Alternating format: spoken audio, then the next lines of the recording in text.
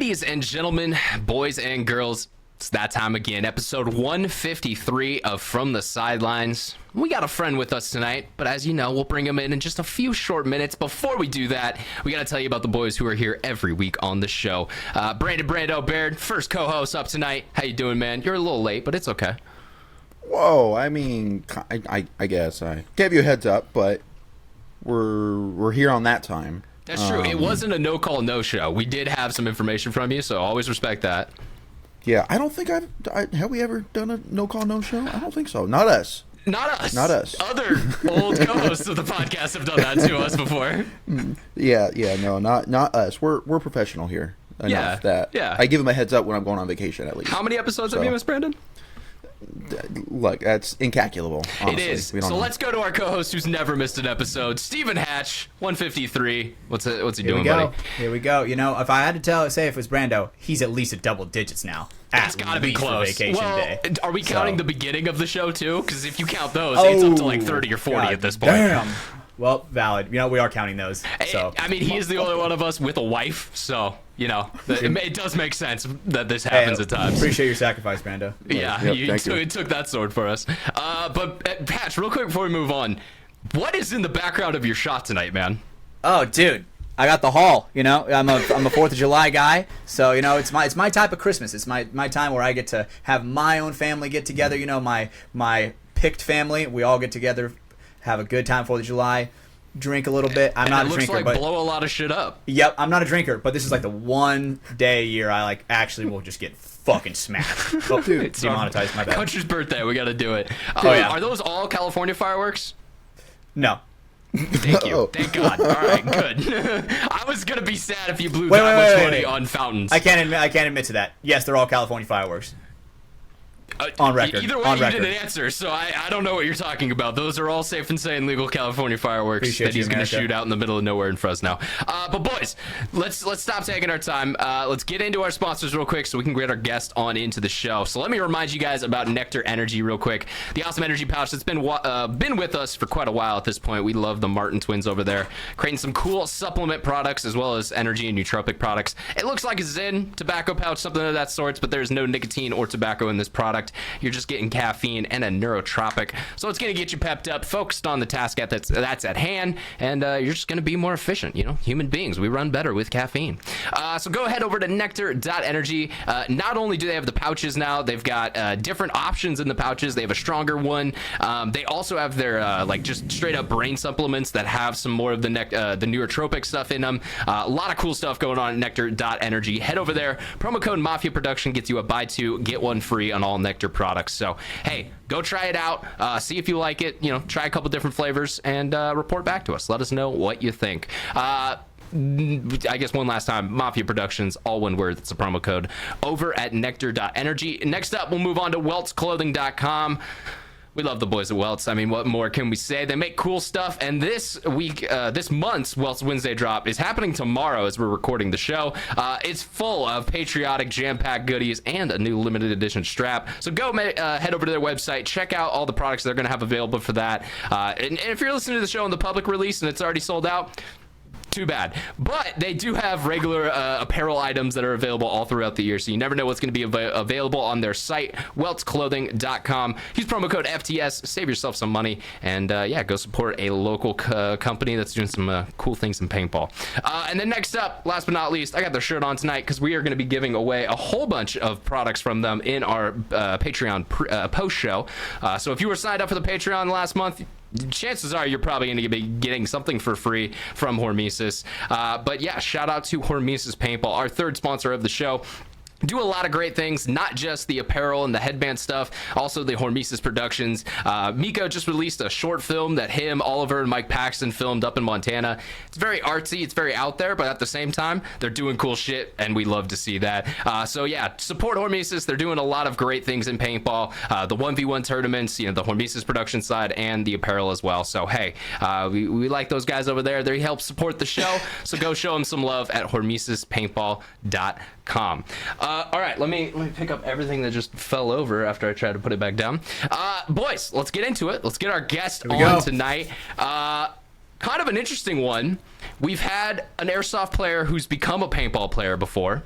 But now we have a guy who's been kind of being in both worlds and realizing there may be a reason why most guys come over to this sport. Paintball is what we're talking about. But we also, he designs apparel. He has a, kind of a merchandise company of his own.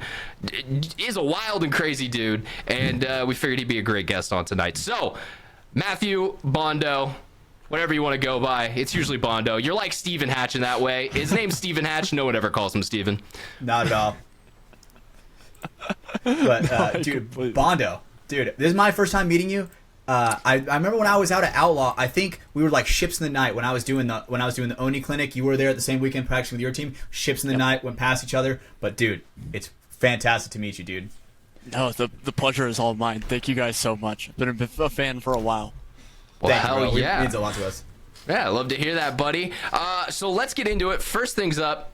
Bondo International. What is it? What is the brand? What are you guys doing over there? Because you guys do some wild things, so we got to get right into that. No. 100%. That's a very tough question to answer. So I'll explain it to you why I did it, because over time it's just kind of transformed and everything. Mm-hmm. I did it because I felt like there was a lack of, for a lack of a better word, ag stuff in the sport. I felt like every company's direction and vibe and aesthetic was their own. And not to say that it's bad, it's just not what I want. If it was my opinion, I'd get in a freaking time machine and I'd go back to 2006. I would have 3 Excel jerseys. Exactly. I would have a headband like Hatch's. I would wear the baggiest fucking JT whale pants. And Soccer I would cleats, be wiping golf cleats as well. Exactly, golf cleats. And I would be shooting 15 BPS, and I'd be overshooting people and walking off the field looking like a Pepto-Bismol bottle. Like that's what I want, and that's what Henry from Agronaut put it the best way. It's like yearning for an era I wasn't in. Yeah, that's what I want. That's what I wanted. And so, yeah, I mean, we literally took the approach of like, let's do DTF street ball jerseys instead of screen printed. We know screen printed is going to last longer, but DTF is how they did it, and that's how we're going to do it. And when we made headbands, we were like, cool, we're going to put vinyl presses on them. We're not going to dye them. We're not going to do anything crazy. It's because that's how it was done, and it looks sick as fuck when your shit looks like you've worn it for 20 years every day. Yeah. Absolutely. No, I mean, on that topic right there, it is so much cooler to me when a guy has a 5-year-old headband that's got holes in it, it's got dyed, different paintball colors dyed into it. That is way cooler to me than someone who pulls their brand new Hormesis out of, the box. Dude, and it's like, I'm crowned up now. Bro, it's like, I feel give that man 3 years. Literally, like the one that my mom bought for me from Paul Skullheadwear, right? She bought me a headband, and dude, the sun has done a number on that bitch. Let me just say, like, it is like you can't even tell what color it is. And so it's funny whenever I talk to Paul, he's like, my favorite headband that I keep out of my own personal collection is that one, but just brand new, like hasn't even seen the sun, right? Just so we can see the color difference into what it is now compared to what it was. So I completely respect that. And fun fact, if anyone's seen my Hormesis 444 headband, the gift I got from Alex way back in the day, it was brown when I first got it. That thing is completely white at this point. There's no dye left in it. But at the same time, now it's a 101, and that's dope as fuck. Hell yeah. That's a sick design you're going for, Bondo. Yeah, well, and it is funny that you bring that back because, one of the things that you mentioned there was yearning for an era you weren't in. I talk about that all the time. That's why I feel that, brother. I'm going to talk about it again. Stealth Media, love you, buddy. Shout out again. Time Shout Capsule is Media. one of my favorite videos ever because it's seeing that old generation of paintball with, today's technology going in and actually, it looks the right, the pixels are in the right place and it's, it's not 480p that was uploaded on, MySpace back in the day. But yeah, I love that video. Please go watch it. Go support Stealth Media. He's coming back into the game. He was at NXL Ohio. No, I mean, Was he really? Okay, I'm gonna say something weird on that topic. I'm gonna dive into that. From a consumer perspective, when you put out footage, Violence puts out footage, Dufort, Stealth, anything like that, and call me stupid, call me nerdy, whatever. That's just like trading cards to me. I'm going to bring that to my friend group. I'm going to tell them how sick this clip was, how the audio matched up, how fitting it was to the storyline. Like, that is... I have notifications set up for so many paintball media channels that have not uploaded for more than 3 years. Like, I stay up night and day. All of the media and inspiration I surround myself with is that kind of stuff. And so, as a consumer, thank you, Stealth, do for everyone else like that in the game. There's hundreds that I haven't even mentioned. That, I mean, it's literally like finding $20 in your pocket. Or it's like finding that card you've been chasing. Because there's so much. I mean, I call myself a straight-up guru, like a critic for old school paintball video, because I mean there's so many things you have to capture. It's the emotion, it's the storyline, it's the time era, what they were wearing, what was hot. I mean, if you want to get even deeper into it, every time I see KLRs, I get a little fucking nostalgic, because when I entered the game, everyone was wearing KLRs. Everyone was wearing HK joggers with no padding. Like, that was cool. That's what we did. And exactly. There you go. Dude, Yeah, this exactly. is no joke. Dude, this is no joke. One of the first KLRs that was off the lot, because it has colored pieces. And back then, when they first dropped, it was all black, right? And I don't know if you guys remember the commercial. Dude, the commercial had some fucking gnarly dubstep in it. It had all these same colors. And I'm like, you know who filmed that? That was one of his last things for HK. Yup, dude. I remember so that. Dude, I remember it like it was yesterday, bro. So good. But, Yep. yeah. Cassie left for esports and now he's gone, which we may also be losing Enrique and Sam soon. God. So we'll talk about that later. Chance will come up later. But I mean, you know, some of those things that you're mentioning there is really cool to hear from a creator side. You know, like, you were talking about, like, it's almost trading cards for each of us. I get what you mean, because especially in today's era, we've all made our own kind of styles. You know, I like telling stories, so that's why I've always was the more documentary sides. You know, Verbal is doing some insane motion tracking things and showing you exactly which ball in the stream hit someone. You know, if you're talking like just beautifully done and shot things, 5-Pack Media or 5-Pack Productions, Josiah. Some of the most cinematic shit I've seen on a paintball field, shot with an FX3, by the way. Not even an amazing camera. It's very good, but, you know, don't get me wrong, it's not a cinema camera. So yeah, there's so many like different styles and different approaches that we all have to covering the same thing. And I think that's where the creative differences happen, and that's pretty cool to me too. 6 a.m. in Dallas. Yes, yes. Goosebumps. 6 a.m. in Dallas. Oh my god. He's got a good one. The other thing that made me laugh too when you were talking about the older videos, I've had it before. It was I was listening to Spotify, some random playlist, and a Sugar Cult song came on, and like my head was like, I've seen a paintball video to this, and it took me like 3 hours, but I was finally able to find the video. It was to Memories, and I think it was like an old, maybe Trauma Head, maybe Jawbreaker, I can't remember exactly at this time, but it was like, I know I saw this as like a 7-year-old kid on YouTube, and like my brain held on to it for, you know, probably 15, 12 years at that point. So yeah, it really is, you know, media in general, but especially media for this game, it really leaves a lasting impact with a lot of people. 100%. It's so influential. I mean, you just watch this stuff, and the people before you are literally like legends. Like, you have watched them night and day. I have seen Chris Lasoya beat the crap out of people. I have seen him crowd surf. Chris Lasoya has told me to move the fuck out of the way. That's Literally, the one interaction I've had with him.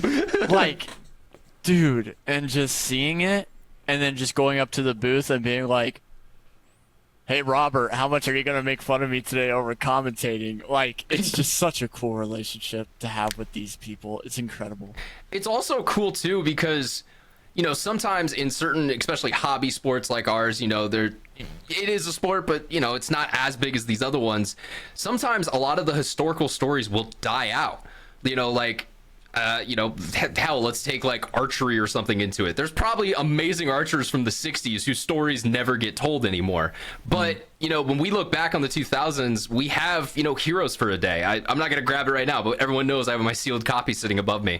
That, you know, it's literally seeing Maddie and those boys in their prime, and now we get to see Maddie, 20 years later, being the voice of paintball, and being the guy who is kind of the face of us for ESPN and some of the production stuff that we've been doing. So it really is cool that there was such a talented group of people who kind of started that trend in our sport, and it's just been that first group, and then you had the Cassidys come in like the early 2010s, and then kind of you've had this second generation in the 2020s when COVID happened that brought a lot of very talented media people back to the game.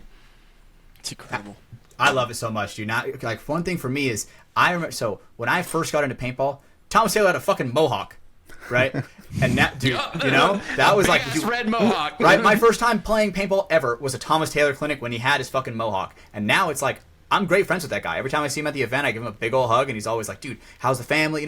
We're genuine friends, and it's just so crazy. That's also NorCal paintball too, so that's valid. That's valid. But I don't see Thomas Taylor. I don't see Thomas Taylor very much, like at least in my neck of the woods where I'm at in California. So it's like I only see him at the events. He's now Northwest boy.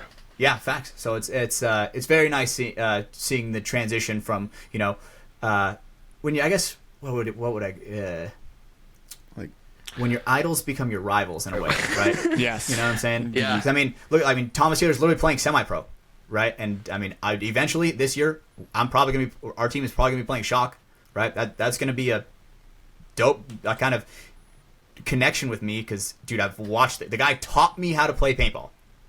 And now you're at the same level as him. Now you're here. Exactly, right? I mean, obviously he's been pro for multiple years. Of course. Now he's at his. But you guys are playing in the same division right now. Exactly. So right. Yeah. So it's a surreal feeling. So it's cool with you guys, and with the way you guys interpret media is kind of like the way how I interpret the players that I watched growing up. Yeah. When you were talking about it, Bondo, when you're like, oh, dude, like people that came before us are legends. You're absolutely right. I will also say this too, because one of the things you said, with your idols because your rivals, that reminded me of another saying: don't meet your heroes. Meet your heroes in paintball. Like that was the shocking thing to me. Is like, I've watched Alex Frazier for years when I was growing up. And then actually meeting and working with the guy, he's as great of a dude as he is, in all those stuff. Like, yeah, he was actually a little bit more of a dick back in the day because he was kind of, the young 20s kid who was kind of brash about everything. But it really is cool that a lot of the top guys that we've looked up to in the sport for a long time, and don't get me wrong, there are assholes, but a lot of the top guys, they are genuinely great people who kind of, deserve that success and deserve the positions that they're in. So that's also kind of rewarding. I've worked on film sets. I've done some stuff in that industry. There's a lot more dicks over there who think their shit don't stink. Right. I couldn't even imagine it in the professional world like that, where you're talking about showbiz. I mean, like that's at the job I work now. Like I don't know if you guys watch Kill Tony, but I was hanging out with Uncle Laser all Saturday, and then he popped back in on Monday for like an hour.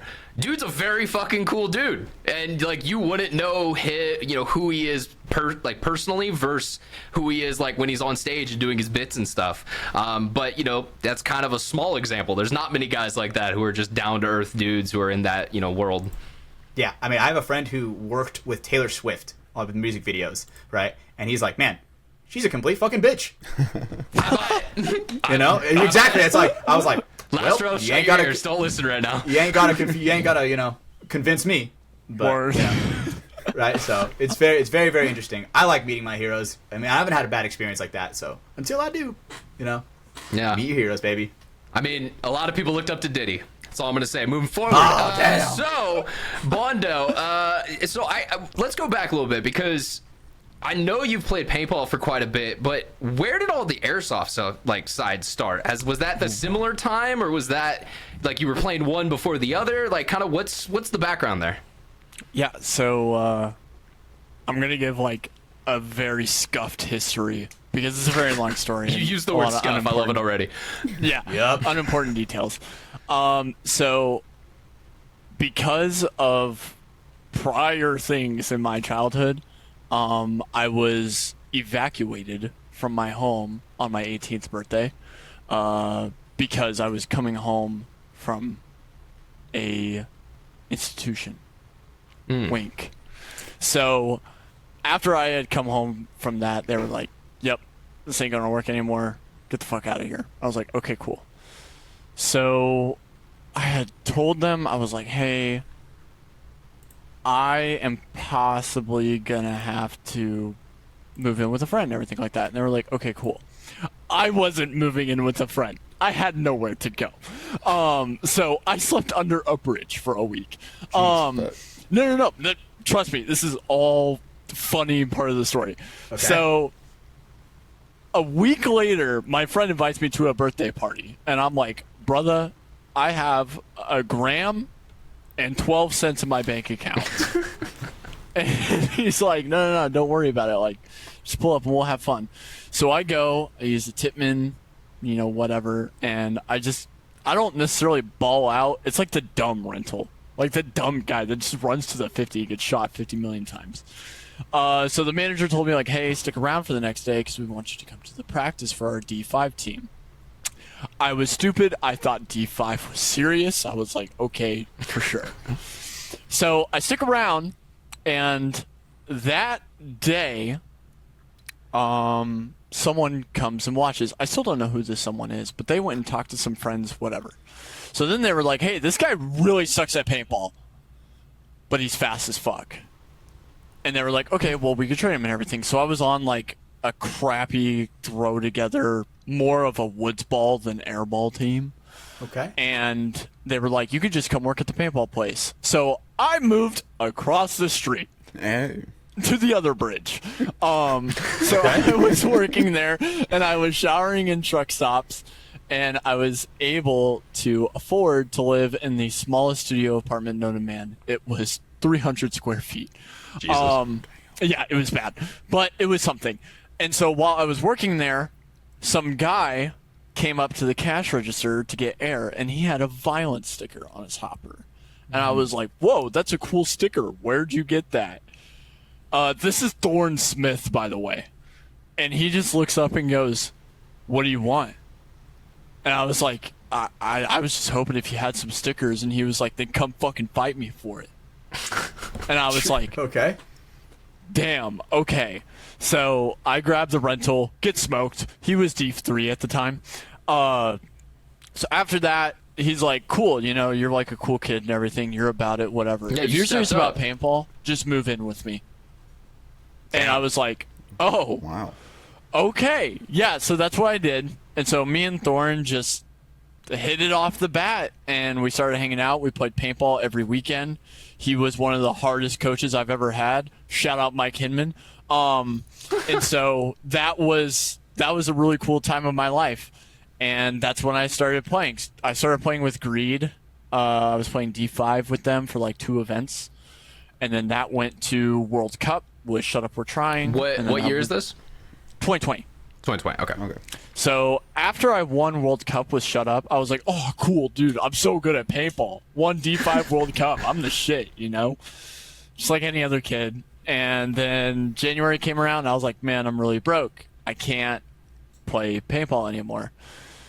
So I was a total dork, and I asked my friend to move in from Indiana to play CSGO with me every day. Not the worst thing I've heard. Dude, we literally slept on the floor because we couldn't afford a futon. But we played CSGO every day, and we sucked. And eventually, I was working like 3 or 4 jobs at one time, and I was like, dude, like, this sucks. Like, I'm not even living life. I'm just making stupid money with no time to spend it. And I was like, paintball, though. And I was like really excited about it. Exactly. So I go to play paintball one time just to be like, let me go relive some old memories. And my buddies are like, hey, why don't you come play airsoft? And I was like, what? Airsoft?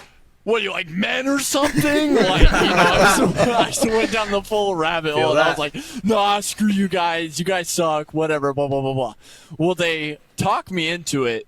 And I balled the fuck out against 100 airsoft rentals. So much so that they asked me to leave. So I'm like, okay. Damn. This is really cheap. I just played an entire day of airsoft, all games for 8 hours for less than $30. Pretty good price point right there. Exactly. So I started doing it every weekend. And you can guess how goofy I looked sitting next to like wannabe Marines. And you look to the left, and it's some kid wearing like a fuck ass JT with a 3XL jersey at 5'10", 120 pounds. Just swimming in that shit, bro. Exactly. And I mean, don't get me wrong. I'm still out here like stunning on hoes. Like I'm sliding into bunkers and shit. They can't see me coming. So then Speed QB came to Texas, and I was like, fuck, I need a team. So I picked up 3 rentals out of rec that were 12 years old. Okay. It's pretty good. That was your squad? They had never played once in their life. They were just like, yup. You just needed This some bodies. random guy asked me to join their team. And I'm just going to call them like the Cardwells for the rest of this story that I'm trying to make as short as possible. Cardwells. The Cardwells. Dude, we got a 2-hour podcast. You have time. Okay. Absolutely, dude. So there's Enjoy it. Lawson, Tyson, Luke, and Brian. Brian is the dad of the 3 kids. All right. Okay. And the 5th guy was Matthew Crowder. If you guys know who that is. He was like Sounds weekend familiar. warrior. He was weekend warrior of Texas for years. Everyone knew who he was. He played with Fit back when they were Dark Horse. Just everyone in Texas fucking knows Crowder. I mean, I live in Austin, and I don't know this man, so, Straight up. Just saying. No. So he's the manager over at Texas Paintball now. That's his full-time job. Okay, so I've run into him before. Yeah. So that happened and everything, and we went to this BKB tournament. Here's the funny part. There is a friendly rivalry in Texas. So back in the day, there was no tournaments to dictate who is the best team. So the way it was made was there was a Reddit forum called C14. And every week they Reddit. updated the standings based on how fucked the other team got. And this included everything. Overshooting, injuries, trying to pick up the other team's girlfriends, everything into account. Okay. So fuck with that. That's a dope ranking system. My current... No, okay. I'm sorry. I forgot what this is being recorded. It's just here. It's just us here. You can say it. Yeah, it's just the boys. Yeah. We're just hanging out in a Discord My call. current girlfriend was snatched from one of my ops teams. Oh, Let's go, Bondo. We've been together for a while. Shout out to Mrs. She's amazing. But yeah, What a literally that was part of like the lore. So Airsoft wild, bro. we were number 1 and number 2 for like literally a year in 2021. So it was always us, Bondo International, and LSA, Lone Star Airsoft. The problem was LSA was from San Antonio and Houston. So when we went to their field, it was a big deal. Like literally, Bondo's here, call the gang, and everyone shows up to go fuck it out on the rec field. So after that, God damn, you guys are gay in Airsoft. You're gonna go fuck it out? Jesus Christ. You're like, hey, Bondo's here, get him, boys. And they all come around the corner like snapping. That's one of your best jokes you've ever made. straight up. Get him, boys. Oh my, we call it When gay you're soft. a jet, I might you're a jet recruit. for life. Exactly. So it was a big deal. So when they drove up one time, it was bad. It was really bad. They were straight up getting injured from like jumping on rocks and shit. What? And I mean, fools were like falling down. You got to understand, in Airsoft, we have full auto. And in Airsoft, we have 270 round magazines. Hey, but So, no full auto in the building. Just do it, Hatch. Oh, fuck. That's So, full auto. If you fell down, You're that's a getting ripped. good like 700 Oh, coming God. straight your way at 80 rounds a second. So, Jesus. yeah, don't fuck up. Yeah, what happened to Airsoft? Because now people get shot 3 times and they're like, oh, I'm getting overshot. We'll get to that later. Okay. I triggered something there. So, anyways, Remove it. I know. So, they had come up a couple times and we had absolutely smoked them, but there's a tournament league called Speed QB. and they were only on the West Coast. Well, they announced that they're coming to San Antonio, and it was coming to their field. So they were like, oh, dude, we're going to fucking win this. Like, this is nothing. Like, Bondo's not even going to make a scratch on us.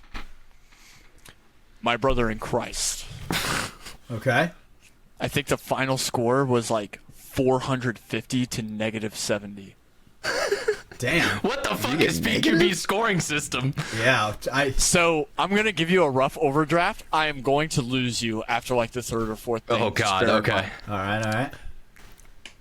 Every person killed is 10 points. Grabbing the flag early, 25 points. Hanging the flag, 25 points. Grabbing both flags, an additional 25 points. Style points. If you stunt on a hoe, they will give you 40 points. Okay.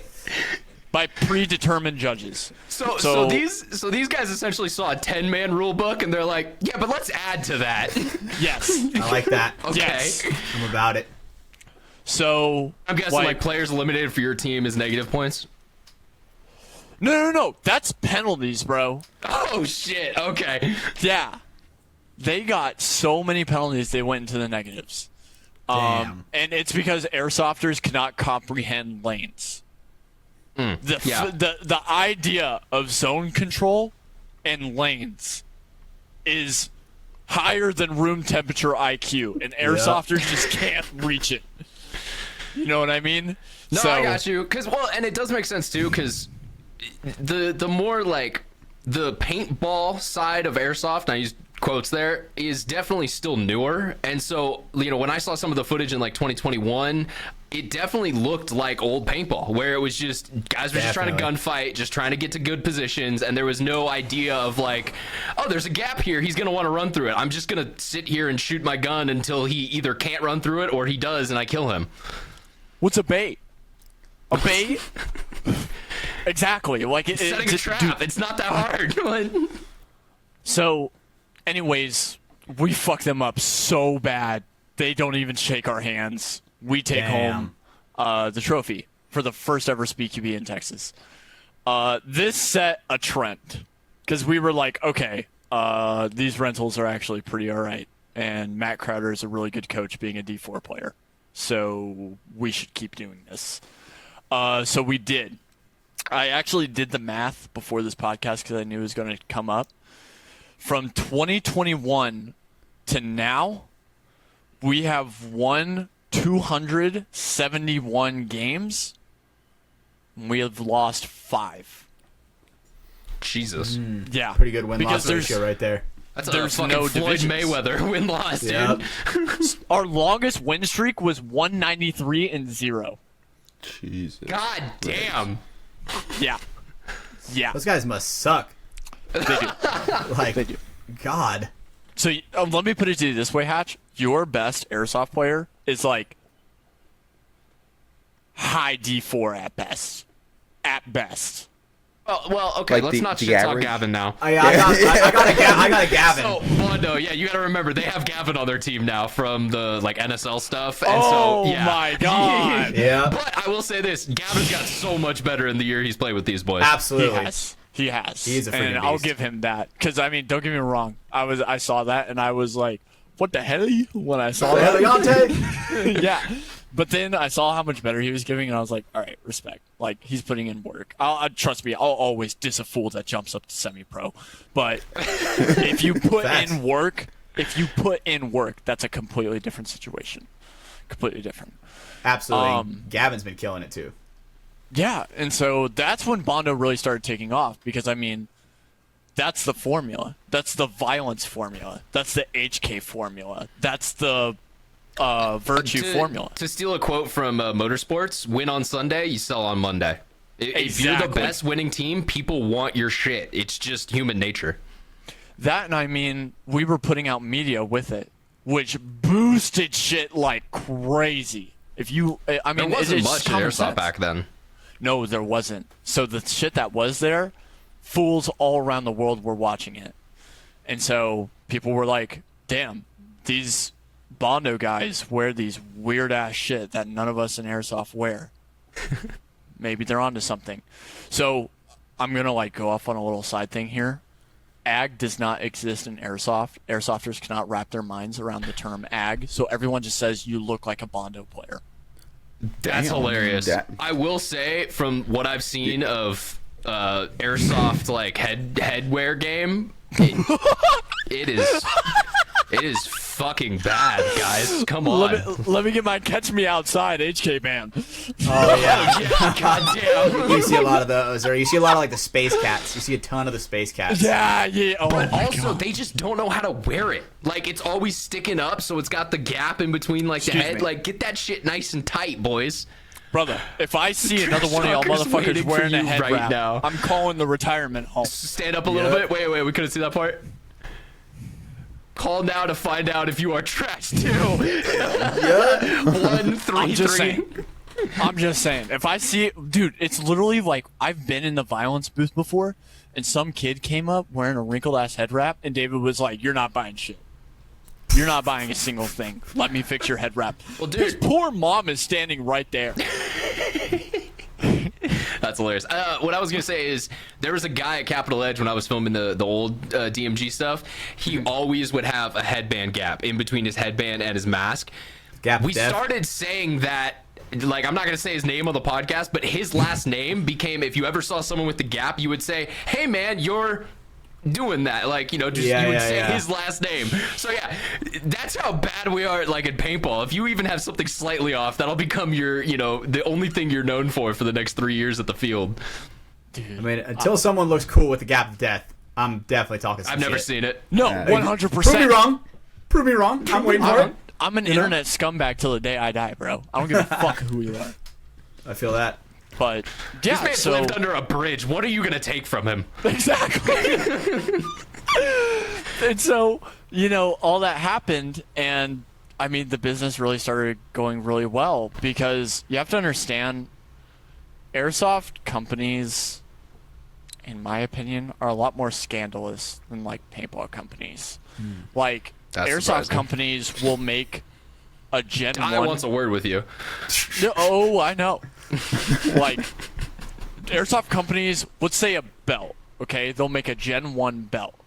And that's like your Within guys' a- pod pack, right? What was that? That's like your guys' pod pack, right? Like you load it Exactly. up with bags. Yeah. Yeah.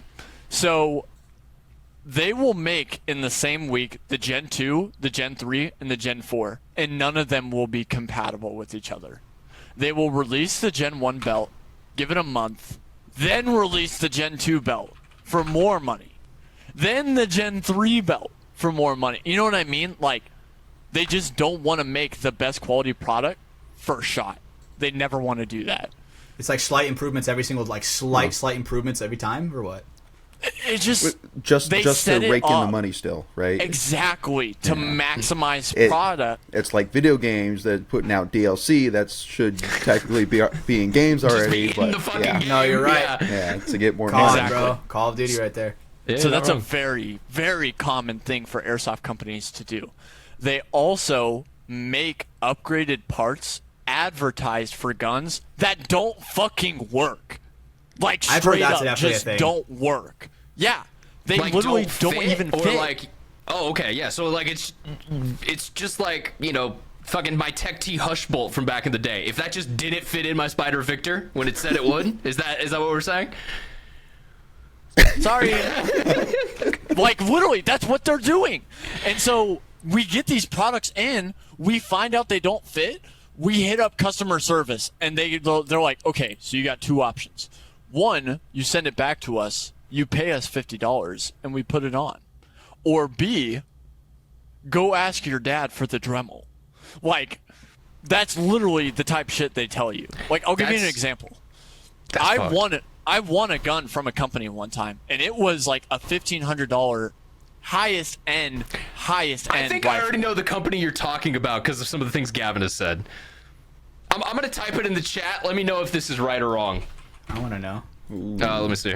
Let's see. All right, this is interesting. So Oh, okay.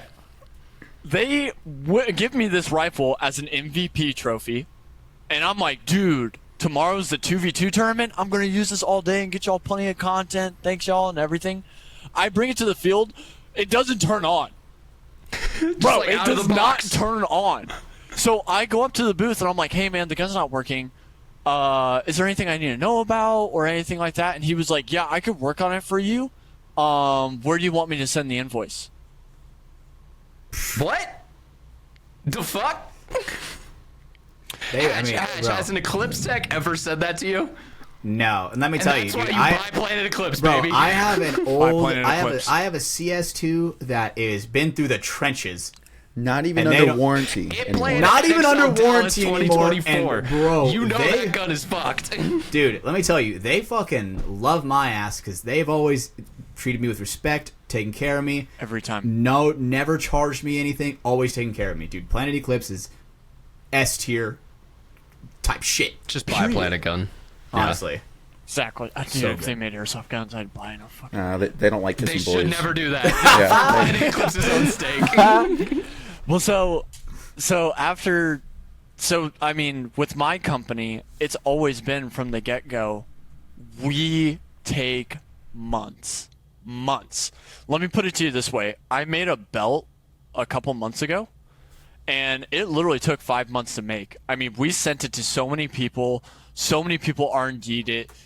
We literally dragged that shit on the back of a truck through a farm in Texas for an hour. To see if like stitching would break and stuff. Exactly. And So so good quality control in your product is what you're explaining here. exactly. Airsoft companies won't do that. And so that's why there was another huge draw to Bondo. Because everything we released was top fucking tier. Like tried and true tested. If I had my belt here, I'd read it to you. But there's actually a little, when you put it on, the inside of the first strap literally says like, hi, I want to thank you so much. My name is Matthew Bando. I'm a 23-year-old out of my bedroom in Texas. If you have any ideas, inquiries, or anything you can add to this belt to make it better, send me an email and I'll shoot you the next revision for free. Thank you. Like, that's what it says on the inside of my products. I'll send it to you for free. This dude fucking cares. I don't know if you guys are getting that, but there's passion coming from this man's voice right now. And it sounds like, there is that in paintball, but it sounds like there's none of that in airsoft. And I mean, that's you guys rightfully kind of getting your, credit over there, because that's the extra mile that companies like Planet do. And, when you see it, we all just talked for 5 minutes about how Planet was amazing, because that's what having that consistent quality, knowing if I get this CS3 out of a box, it's going to turn on, it's going to work just fine for the next year and a half. Like, there's going to be no problems with it. Now, if you're hatching, tech your guns, it might come a little bit sooner, but, it happens. It's Planet, so luckily you don't got to tech them. They'll just shoot. That's kind of true, too, though. So they'll just shoot until you got to submerge it fully in water at a Texas event. And then you take it to the tech. And then you let someone else do it. He takes the grip off. There's water coming out. He's like, well, so all right. One thing with all this, Bondo, because you're talking about high-end product design here. Did you all just learn this by yourself? Did you ever kind of have a background for this type of stuff? Because I know a lot of all your designs that you do by yourself, that's just self-taught. Yeah, YouTube. Yeah. God damn it, ladies and gentlemen. I never once went to college for this. Well, funny enough that you brought that up. When I started making jerseys, it was because Violence got really tired of me faxing them jersey designs on paper. So they bought me a laptop, and they were like, all right, we're going to buy you this laptop. You're now a slave. And I was You're now a slave. Got it. So I literally worked off my debt to that laptop within 2 weeks. I was making 5 jersey designs every day. And that's how you get good on something. I mean, people constantly ask me where did I learn my videography skills and all this stuff?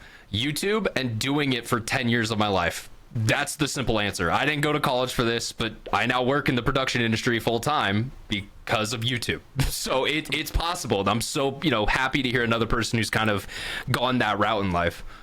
I do owe someone, actually 2 people, respect in this story. Paul from Violence, literally been a day one since I started playing paintball, and David Quitman. Yeah, David Quitman had former guest on the pod. I owe everything I have to him. My first ever pro media pass was because of David Quitman. I'm in the same boat. He takes chances on people that he sees great things in, and that's one of the best qualities of that guy. Which is funny because I absolutely fucking dunked on him last weekend. So we'll get into that later.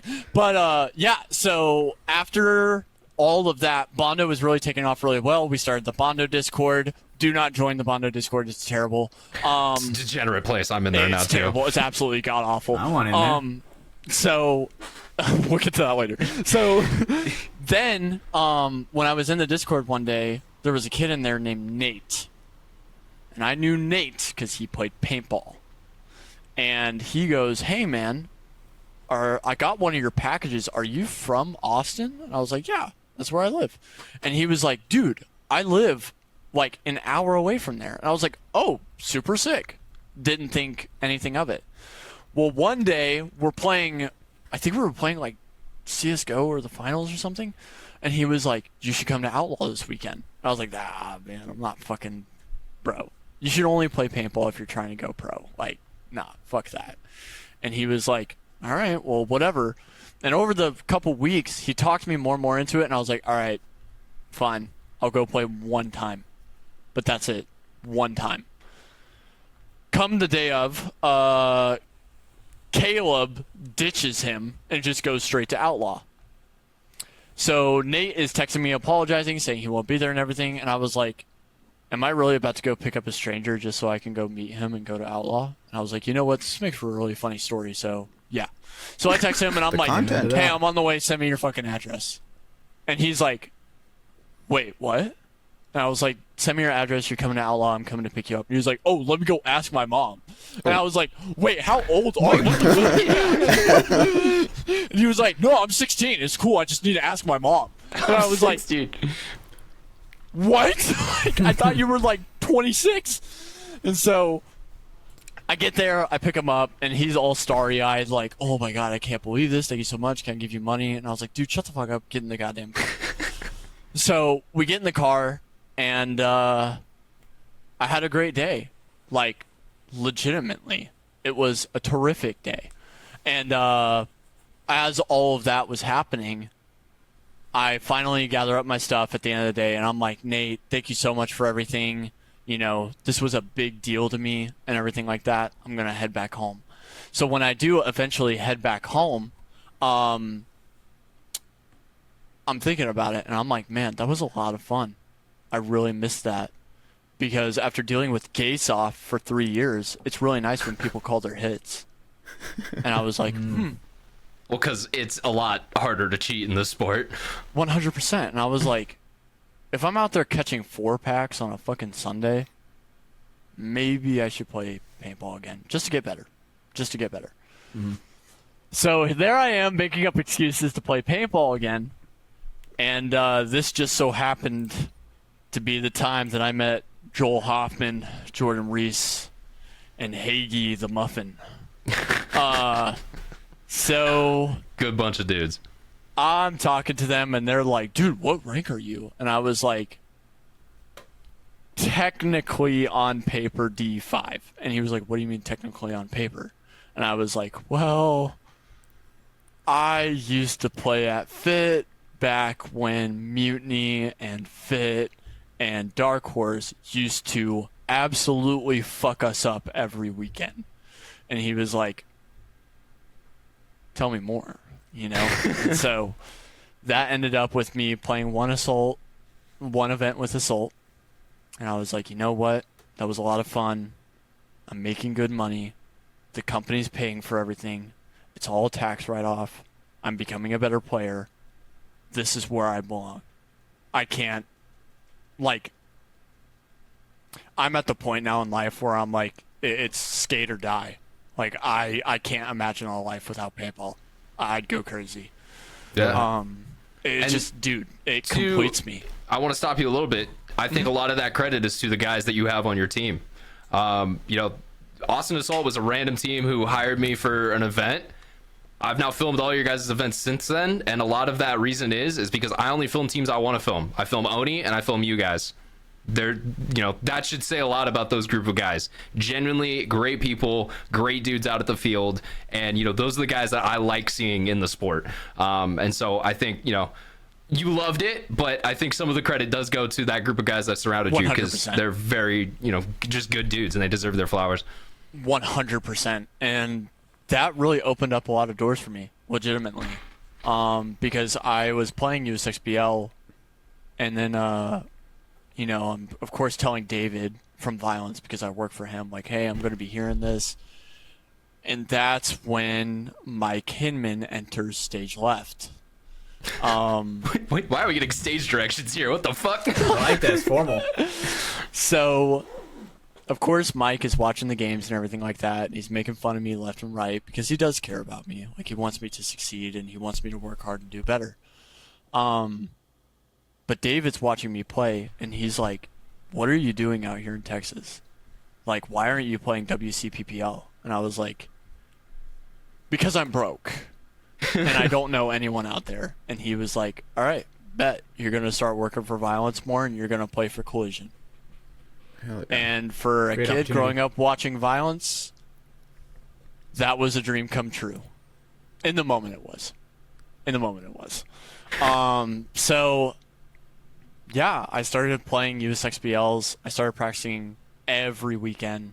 And I was like, dude, I really have to step up my game.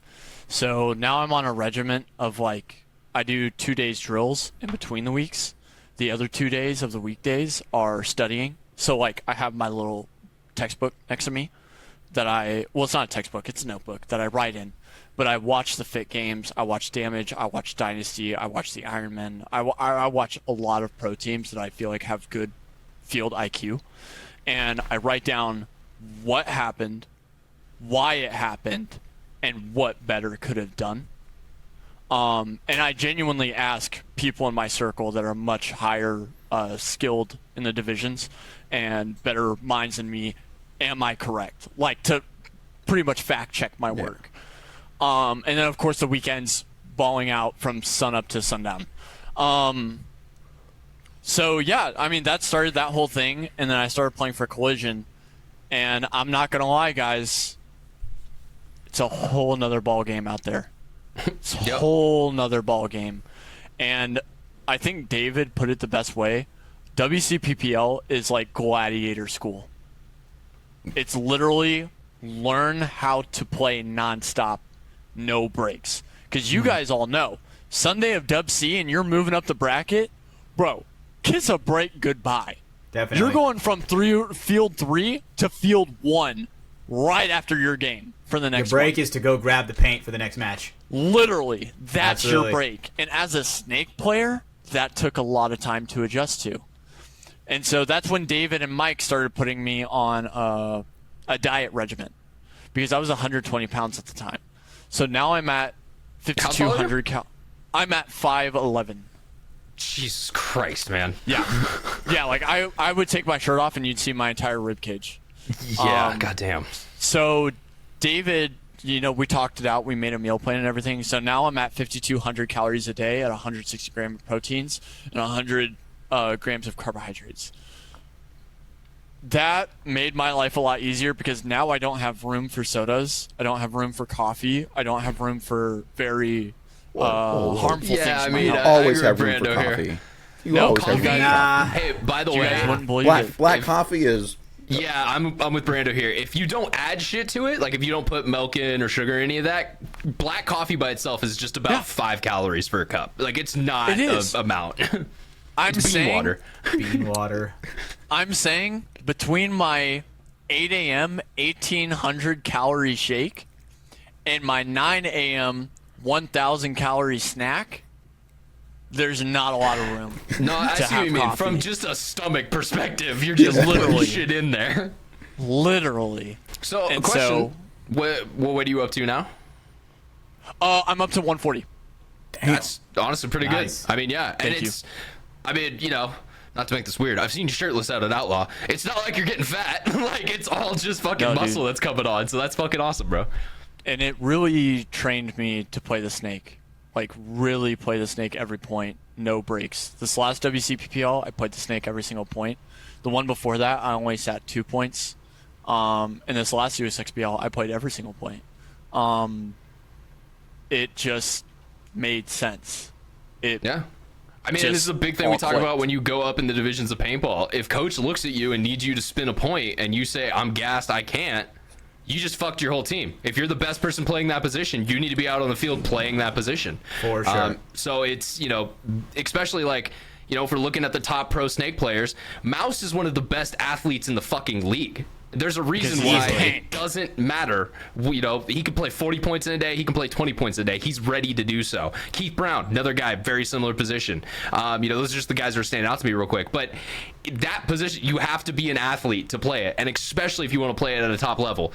This isn't 07 anymore. You can't be a 278-pound man sitting in the fucking dollhouse in the back just shooting your pods. All right, guys, you go clean it up for me. Those positions don't exist in paintball anymore. 100%. And so that made the transition a lot easier. And for airsoft, it was nothing, because you guys have to understand our airsoft fields are like a third of the size of NXL fields. Mm-hmm. So if I take 15 steps, I'm already in their Dorito too. You know what I mean? Is that due just to because BBs don't fly as far? There's smaller or lightweight projectile, or not necessarily. I just think that airsofters are stupid and they can't comprehend. It's just the regulation field playing on a normal field. Gotcha. Is it compare it to a tennis court, like the playing bounds of a tennis court? To the net, from the wall to the net. Shit. Dang. Okay. Yeah, literally, and there's smaller ones. That's crazy.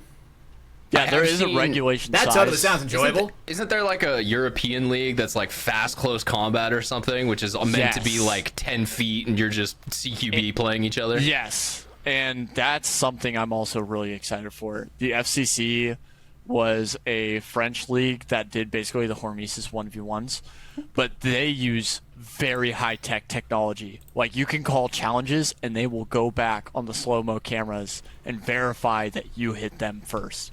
Their format has been so successful. I mean, they have legitimate fans out there, guys. That's good. They sell out arenas. Goes. Yeah. Like, they have legitimate people who have no relation to the sport. And I don't know his name, but HK posts him a lot. There's like a French player who I think he's a big part in the league or something like that. But I mean, you go look at his profile, he's got like 100K followers on it. And they're a lot of them are random people. Like, it's not obviously that many people playing it. And I'm so glad you brought that up, because that guy just got a payout of 120,000 pounds. For winning like a league, or? Yeah. For winning a league. What's the conversion on that, Brando? 120,000 pounds. That's right around probably 175, 150, somewhere in there. And then you add the fact, was this a 1v1 league? Yes. Yeah. Pretty good. So it's not, that's like 4 times what Paintball Fit won at World Cup. Plus you add in the fact that it's 7, 8, 9 dudes if you include the coach who has to split all that. Like, it's like 4 people. When it's a one-on-one, it's just you that gets it, you know?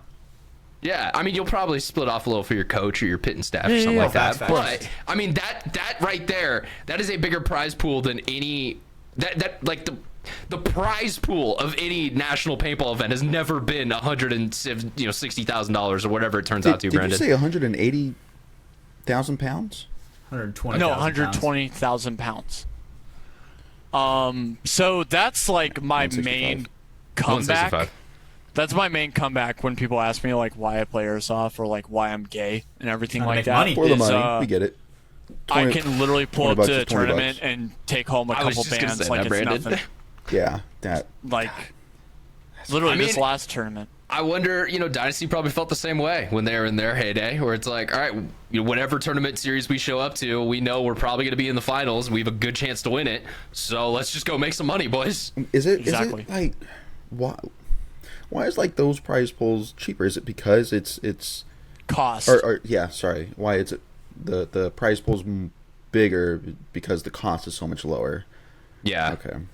Which is, I mean, if you're setting up a World Cup event, That's easily, my rough estimation would be anywhere from like 100K to maybe like 200K worth of people to set it up, infrastructure that you have to set up. Like that is where a lot of the NXL's money goes to. But I do also think it would be cool if maybe we could, get some sponsorships or something to make prize pools look bigger. Because I wish World Cup actually felt like a World Cup prize. And let me say this: I've never watched Dota a day in my life. I know about the International, which is their Super Bowl World Cup type event, because at one point in time, the International was worth $7.1 million in prize pool. Yep. That draws people to whatever the fuck you're talking about. And look, I get paintball is never going to have that money, but if it's 100K, that starts to turn heads more than, all right, the winner got 20K.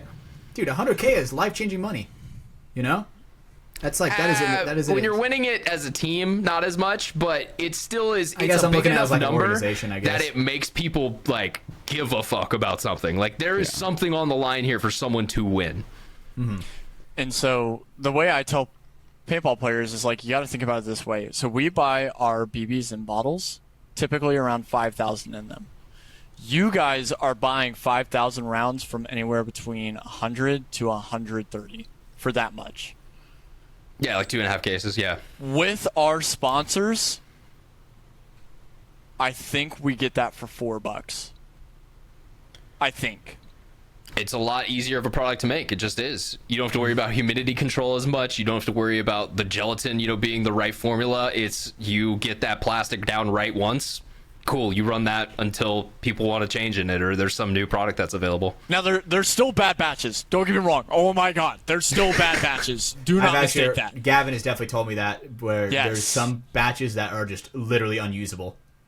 But, and I'll give credit where it's due, HK has the best BBs by far. I've never gotten a bad batch from HK. They've always been laser beam. I mean, you got to understand, with airsoft guns, our guns are 20 times more accurate than paintball guns. Mm-hmm. Like, if you aren't hitting ball on ball for 50 shots, you have a bad batch. Yeah, where let's be real, you can have a bad bag, in paintball, and it's like, yeah, that bag doesn't shoot great, but the rest of it is all just, ball on ball, and that's just the small things in the humidity in the air, in the, how is it properly sealed and managed at the factory, and there's just so many more variables with a paintball versus, a hard plastic BB. The second that comes out of the cooler, that paint is on a timer. Immediately. It's on how changing. good it's fresh for, right? Where it's like, all right, well, either put it back in the cooler or use it. Especially when it comes to tournament paint. That's why divisional kids, if you get stuck on the field for a minute and a half because the other team called a timeout, Dude, go switch your paint. Well, switch your pods out. Yes, do that. Dump your hopper and get some fresh paint in. Or just stand in the fucking shade and don't let your shit get beamed down on for a minute and a half, especially down here in Texas, because that will make a big difference in your, the amount of times you're bouncing someone. 100%. Heat is everything. And, in paintball where it's like, if you get hit, but you get bounced and you're still in, dude, that shit really matters, right? And there were times where we pitted for impact where JRAB was like, we bounced a guy. I want to do fucking paint. And we fucking switched out all the shit, right, back in the day. And that's happened with multiple times on there, which rightfully so as a professional, that is kind of what you want, right? Yeah, 100%. I mean, if you're in the finals, you don't want to fucking be bouncing people. I mean, you've already shot them and killed them, but they get a second life because your paint was, a little bouncy. It's, yeah. Yeah, take care of your paint, people. That all we played a preach part. That every show. That all played a part. So our latest tournament win. Okay, I'm gonna cover this, and this kind of like puts an end to the airsoft story. Totally fine. I'm gonna try to set this story up so that you can realize how big it was. So for the longest time, the #1 team in the world, for SpeedQB at least, was Marshmallow Hunters. They were called Marshmallow Hunters because they were chasing soft people, play on Facts. jokes. So I will set it up this way. The Marshmallow Hunters are possibly the greatest gunfighters Airsoft has ever seen, myself included in that.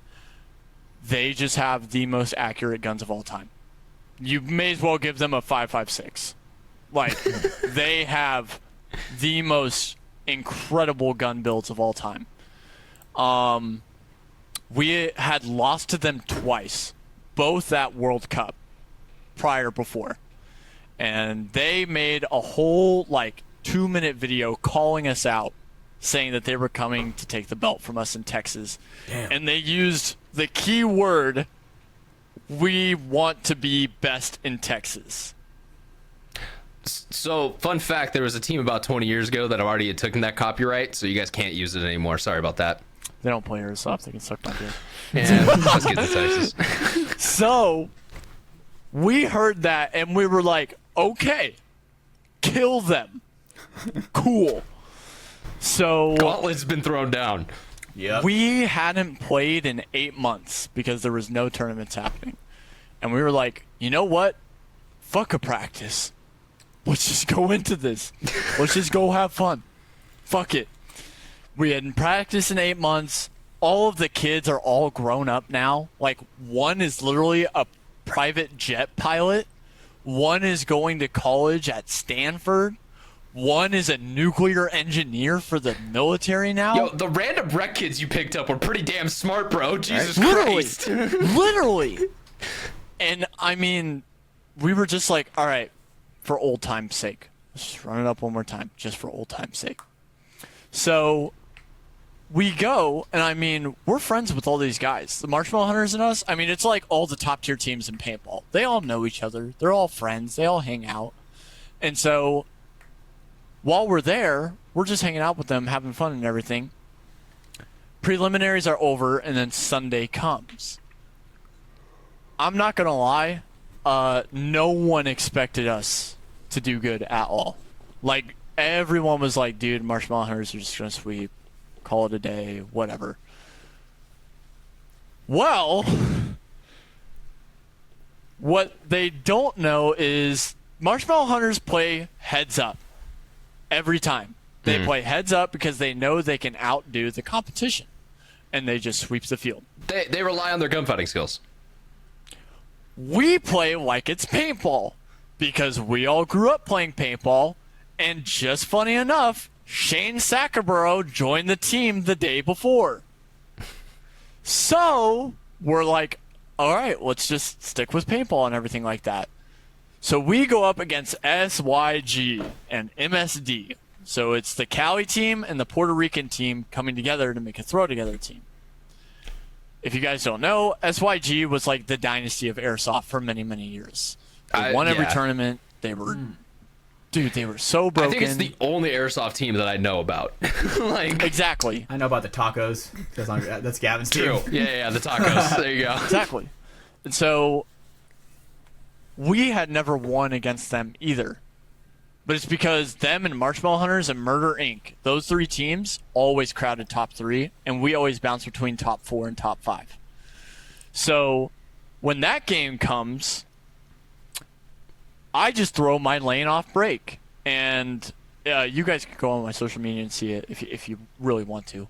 But one guy runs into it, another guy runs into it, another guy runs into it, and another guy runs into it. And none of them call it. On a field with paintball refs.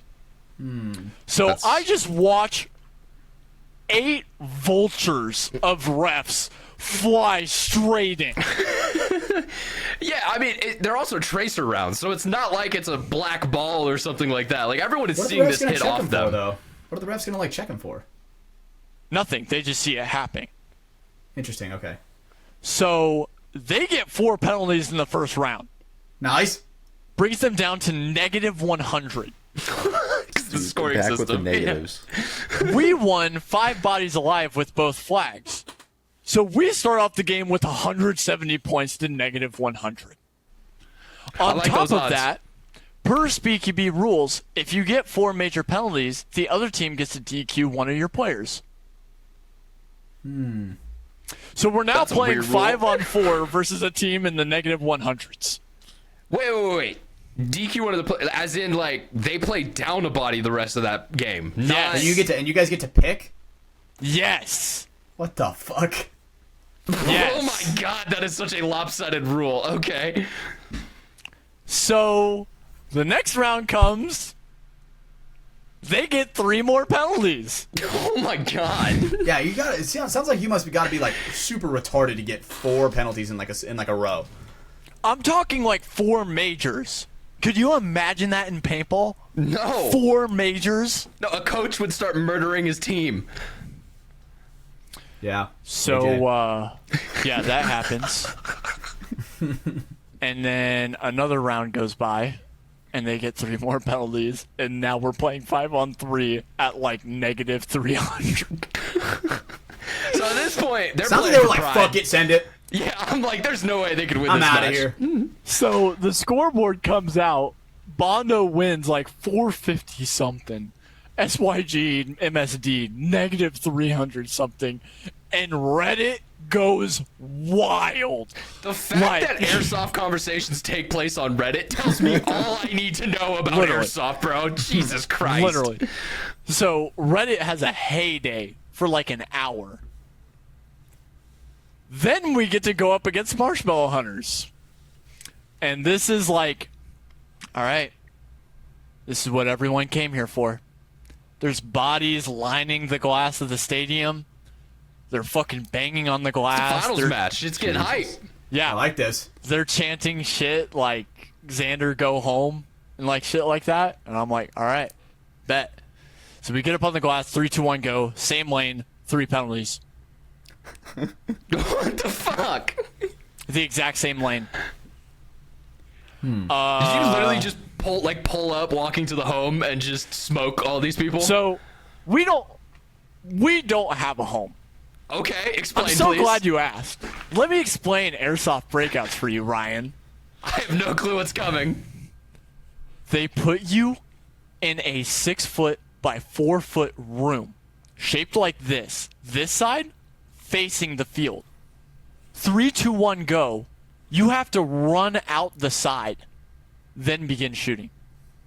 Wait, so you guys start in a dead box, essentially? That sounds kind of cool, I guess.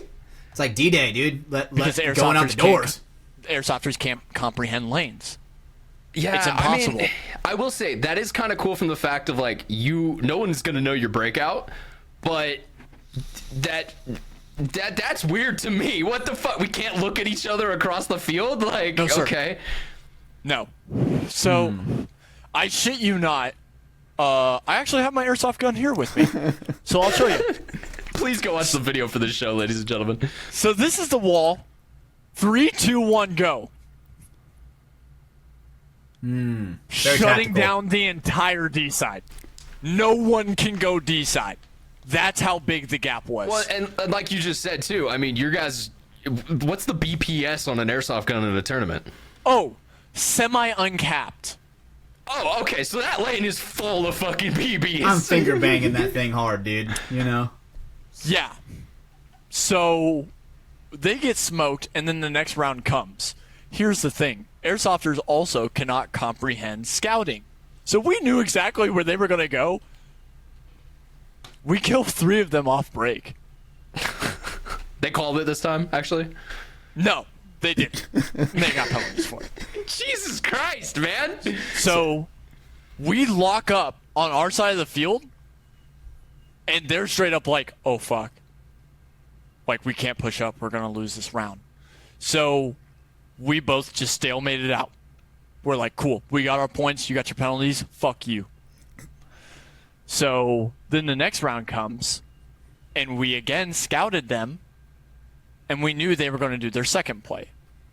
But before we get into that, we scouted even deeper. They already had 3 penalties. So we take their best player off. It's now 5-on-4.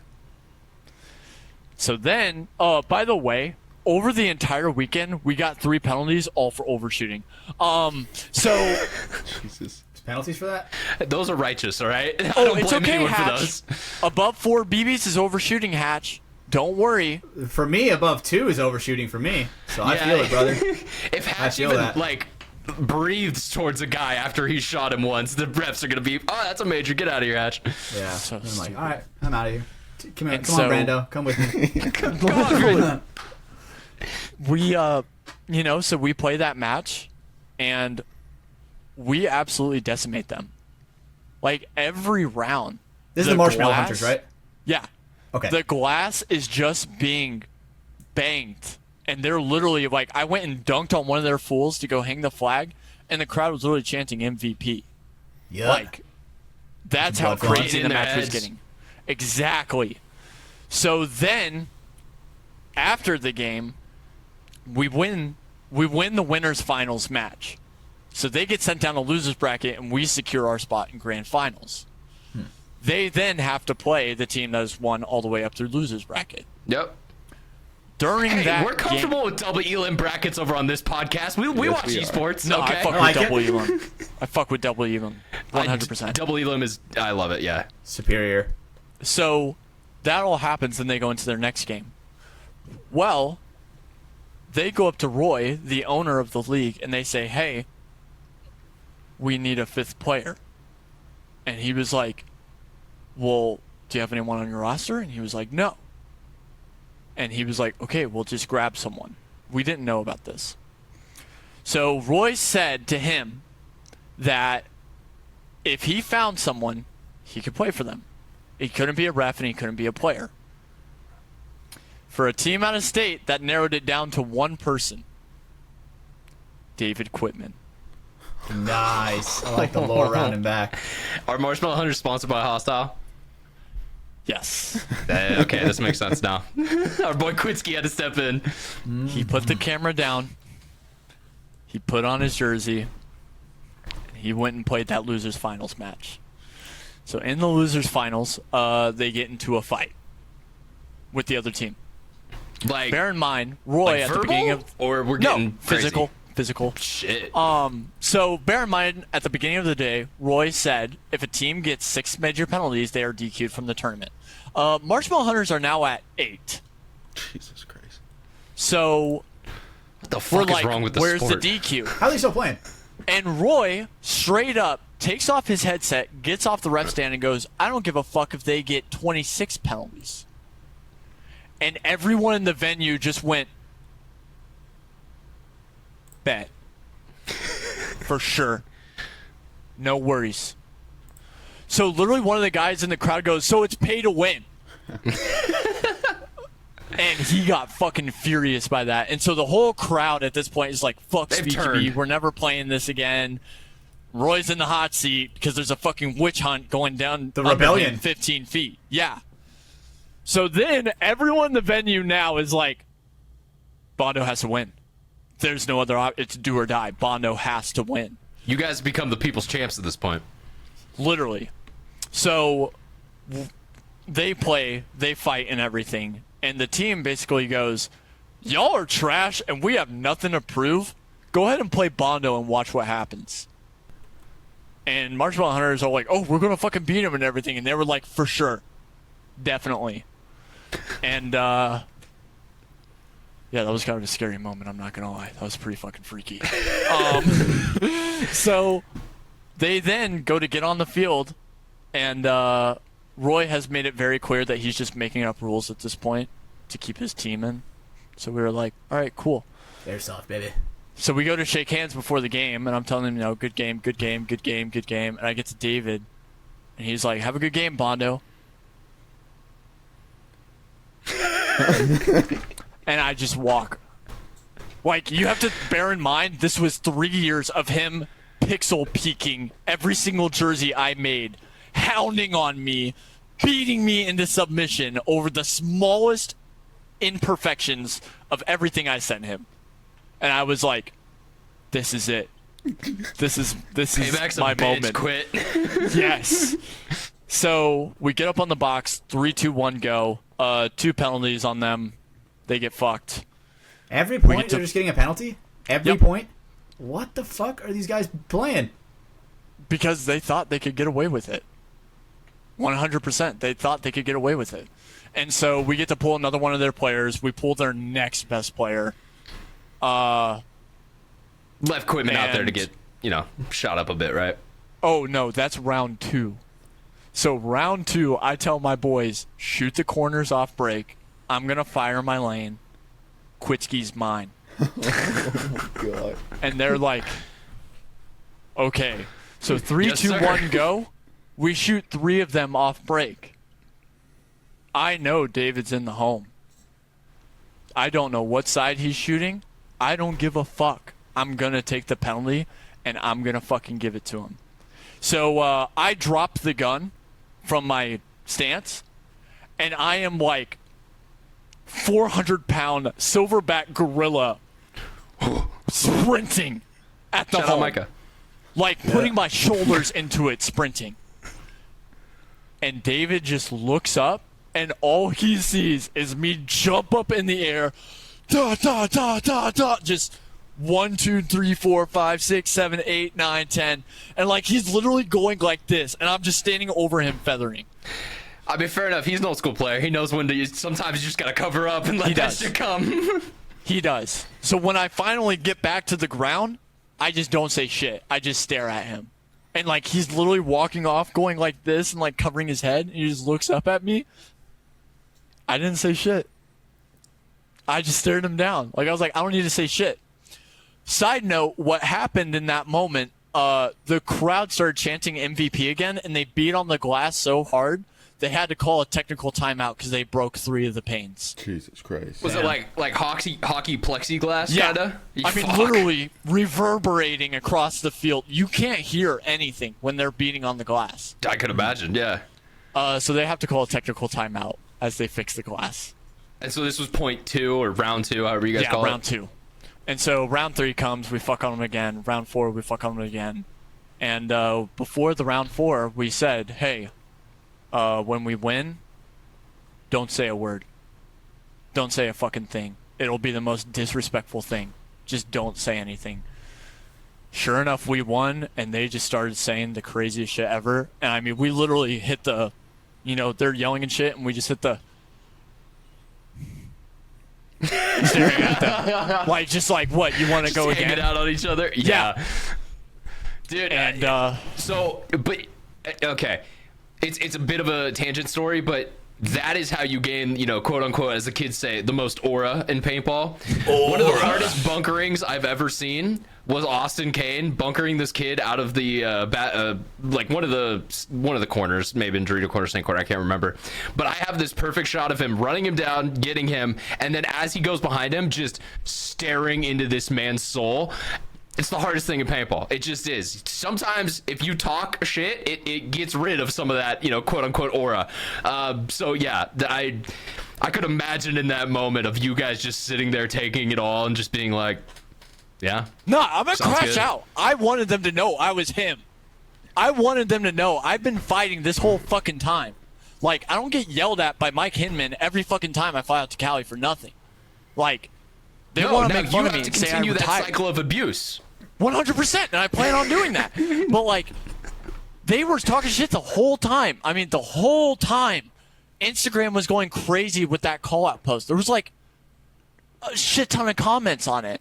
People were talking crazy on Reddit. They were saying we've lost twice. Well, it's There's Reddit. no way we could, and that like we've been out of the game for 8 months, and that we're washed, and we don't know what we're doing. And then we go and fucking beat the #1 team. Gotta love it. I wanted them to know that was me. Like, it, 100%. This is my moment.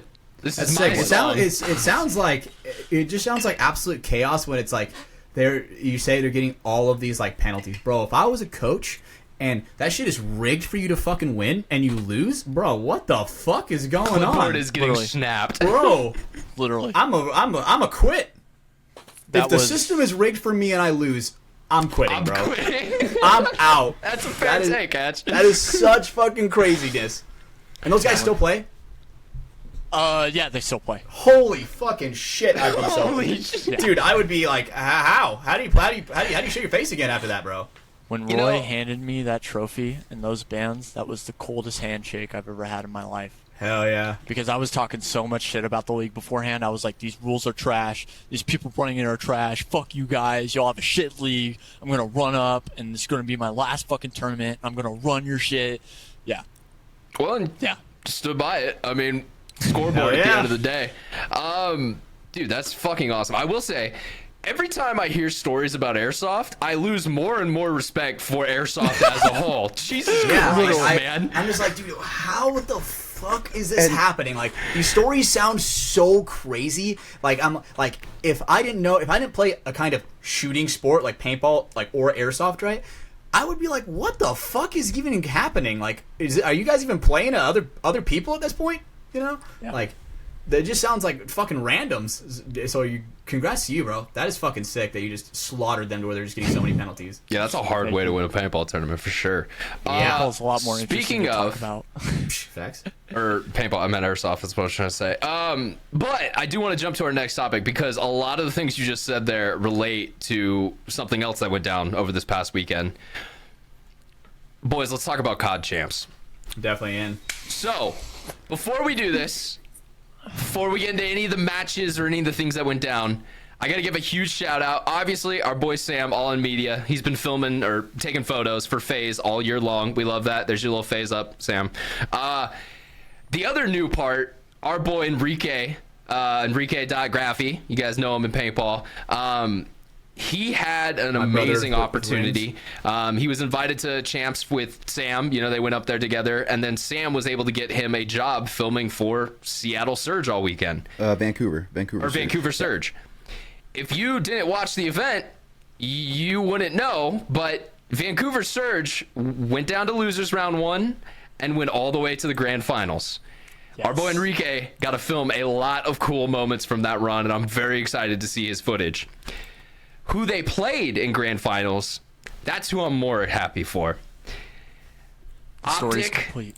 after a year of exiting early in tournaments, almost not even making it into champs, not being seeded high enough, barely skimming in, these boys clutched the fuck up. I told these guys Friday and the Saturday matches, I had some stuff going on. I wasn't able to watch those as much, but the Saturday match versus Breach was a dismantling if I have ever seen one. That was a straight up disrespectful victory. One of the craziest 3-game best of 5s I've ever seen. They just shit on Breach. They line up in the finals, as I said, versus Vancouver Surge, and it was actually a very fucking good final series. Very close. Surge had some very good maps. They won. I think it's dealership S&D. They had a perfect game, 6-0. They took down Optic. Optic couldn't get around on the board, but man, Mercules and Shotzi were not gonna lose that tournament. No. If you guys haven't watched COD, Mercules is a rookie this year. His first CDL Pro tournament was 3 events ago. He's in his 3rd CDL Pro event. He not only won champs, he also was the major MVP. He was the finals MVP in that last set. And he got his optic chain from Hex on stage in front of all those people. Yup. I would have cried fucking tears, man. I don't know how this Genuinely, kid I for sure did would it. have cried. That is your life accomplishments coming together at like the age of 20 or 21. God damn, dude. The story of the finals, obviously Merc had a big part of it. But dude, Shotzi was playing the level we've wanted him to see all year, and it hasn't been there. But it turned the fuck up. This man, I reposted it on my story. They were playing Hacienda Control. If you played Black Ops 3 from back in the day, you should know this map. But they were playing Control. Whatever, you get it. But man, they were playing Control, so Optic, they were attacking. They have to capture these 2 points on the map in a certain amount of time, and they only have 30 lives to do so. Mode.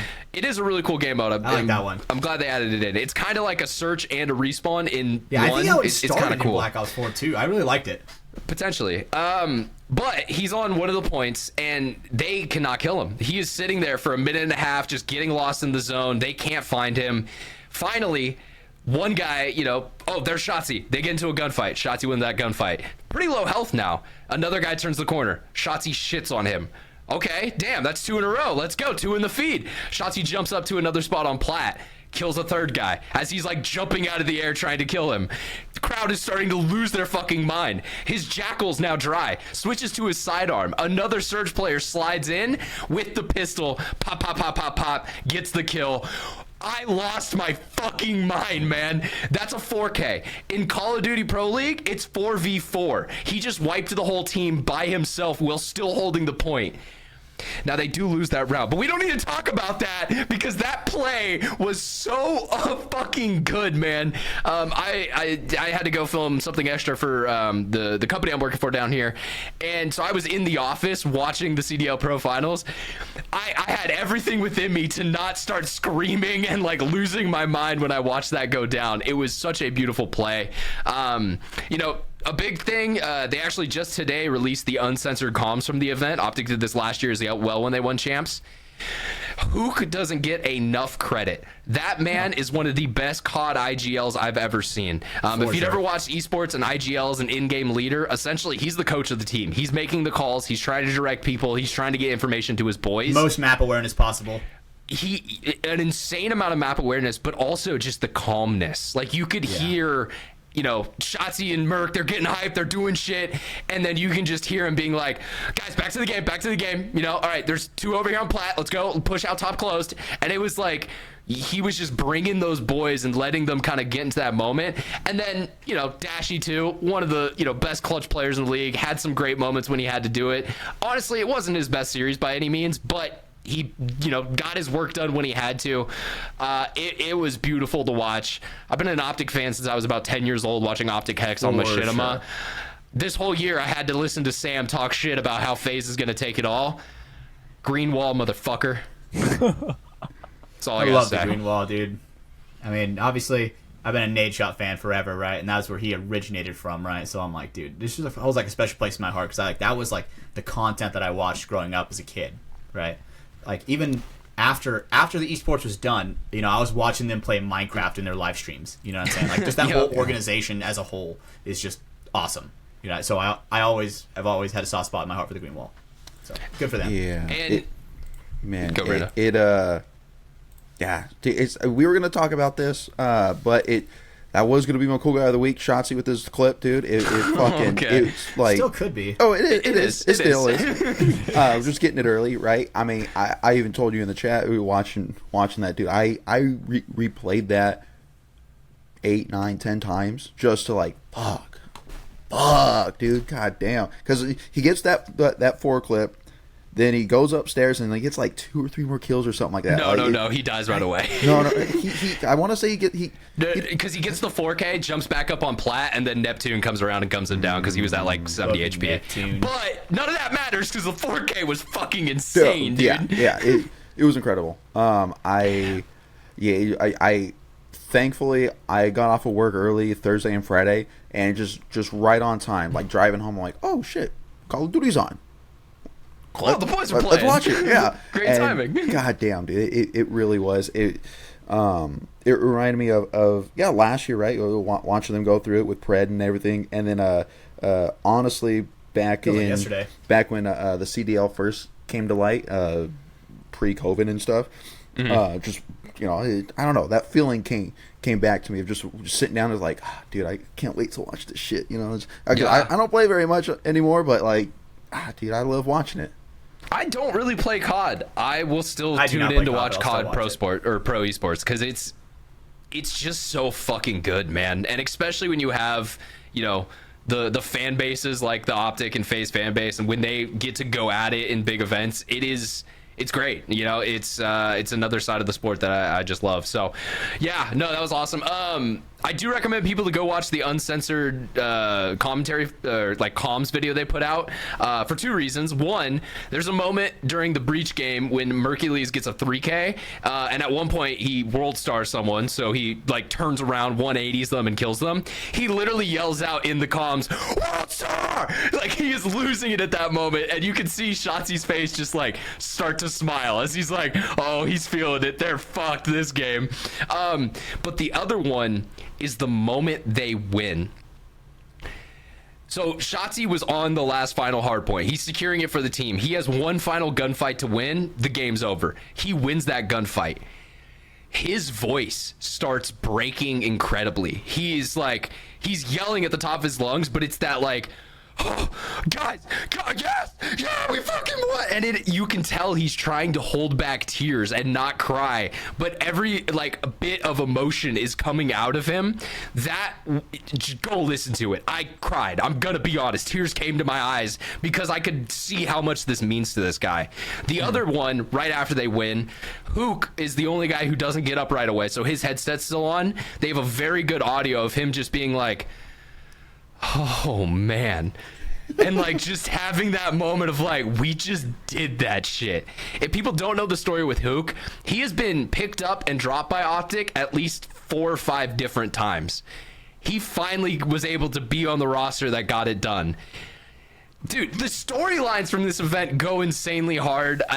Look, I get a lot of people out there probably aren't COD fans. They may be skipping this part of the pod, but God damn, man, it was amazing. Like I said, go watch the uncensored comms video. It gives you so much of the emotions that those teams were going, or those guys were going through. And yeah, so COD champs all around, from our boys being there filming it, from Optic winning it. It was a great weekend. Hell yeah! Shout out to Enrique, man. That guy is. Optic Hex reposted an Enrique video, by the way. Yeah. I took a screenshot of that because I was like, what the fuck? And I won World Cup with that guy. You know what I'm saying? There you go. Feels good. I did, Enrique was on the live stream very briefly, and I got a photo of him, and I sent that to Hatch. I was like, that's a D3 World Cup champion right there. Yup. I was like, damn. Respect. You know, that's my brother right there. So. But yeah, so COD so champs, crazy seeing him in that position. It was amazing. We'll move on a little bit because there was another huge news story that went down in the past week. This one's a lot more depressing, though. Uh-oh. Oh, God. So Fishtank.live has officially been canceled. It is no longer on the air. Not permanently. There is updates about that, which we'll get to in a bit. But the local township that they were in, I don't know the exact place. It's probably somewhere in Rhode Island. I know a lot of their stuff takes place like around there, or Massachusetts, one of those 2 states. Yep. They have filed legal charges against the production crew for Fishtank. They condemned the house that they were in, tried to find any like code violation or anything like that. The reason why is, I mean, it's kind of not known, but kind of known. It's, you know, there's theories about why it happened. There was a person who posted on Reddit that he was the guy who called in and got it shut down. Fishtank Reddit found his whole entire information, address, house in about 10 minutes. So that was great to watch because... You're not even safe on Reddit. Well, no, but also you just took away all of these internet autists' favorite show. What do you think they're going to do with their time now, brother? They're going to dox you. That's what they do the best. But yeah, so it was a serious thing. I think Friday night, they went to a different house because they were kind of facing legal charges at the other house. The bunker. Yeah, the bunker. I don't want to talk about that too much because it does make them look kind of bad, but yeah, the bunker, which was the basement of the season 2 house, and within about 24 hours, you know, cops showed up and pulled everyone out, did interviews with all the people separately, you know, made sure there was no human trafficking or anything like that going on, and yeah, so Fishtank, you know, we were only about 20 days into the season and we won't get the other 22 days. Last night they went back onto the website and they made a statement. So they had, you know, all the production crew there, all the contestants there, and Sam just laid out, hey, you know, we don't want to go to jail, so we have to end this and figure out a different place to do this in. They are now looking into new locations, new states that they can do, you know, the show in, where maybe, you know, there won't be as much legal repercussions and stuff. But it's sad because there's, you know, obviously there's people who didn't like the show, and this show, it went viral this year. Like, more people have watched it this season than any of the past seasons. And that kind of is part of the downfall. People saw it as like a, you know, torture type show.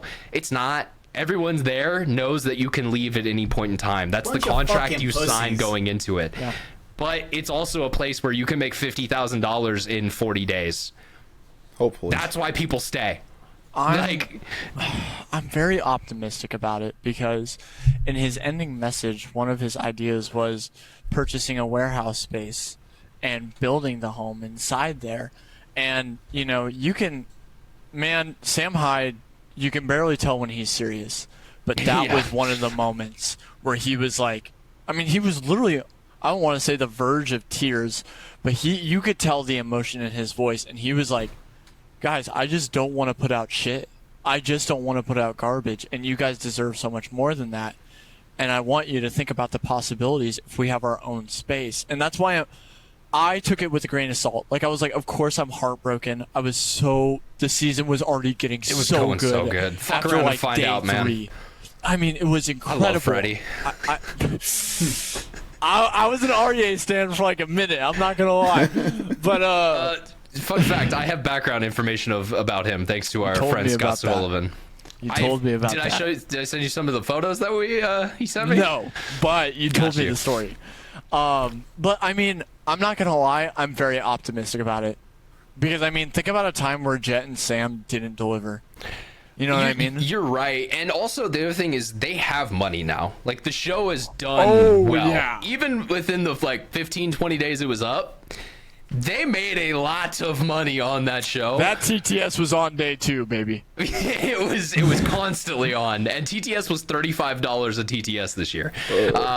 Which is why I never got one because I'm not paying that. But it is sad. I also feel bad for our boy Cucumber Feet. We always give him a shout out when we talk about the show. He does the best recaps ever, but now his main thing is he can't really recap anymore. He's building keyboards.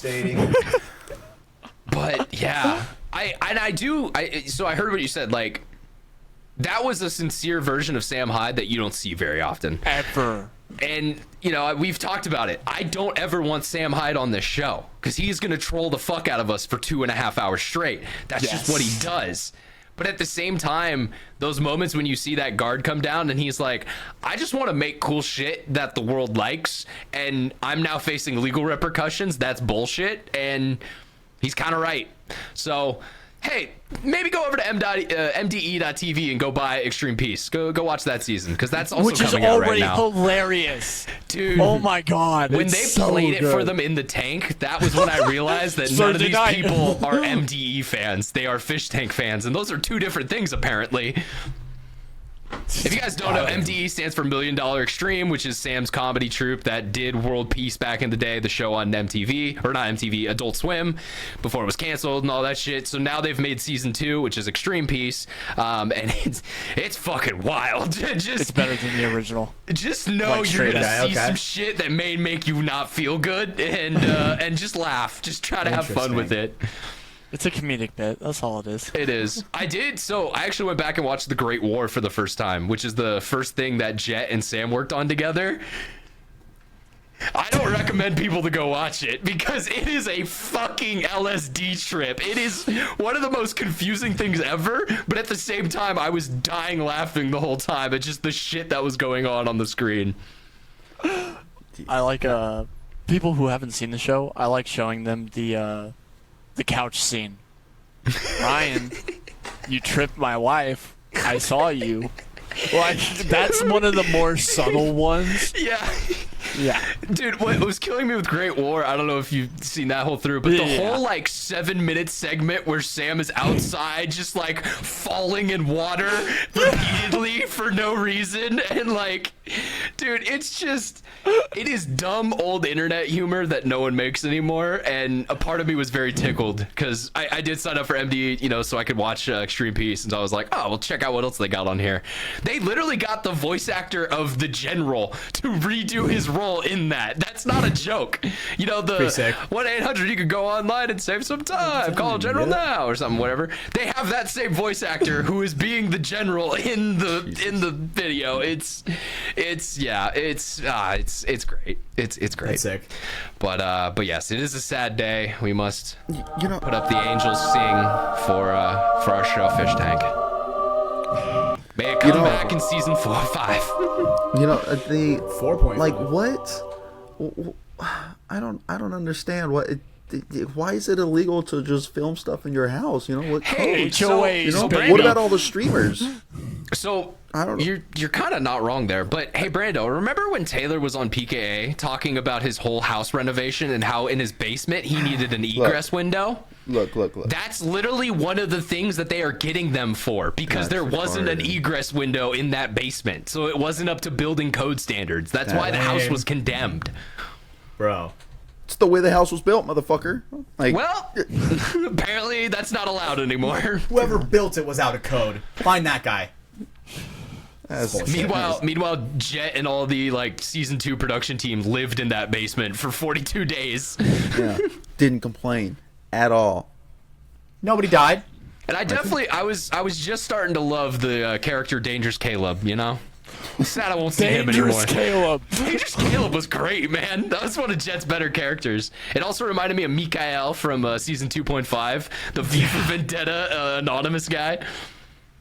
I love that movie. Man, this season was so different from past seasons, and as a longtime NDE fan, I know that they meticulously plan the show.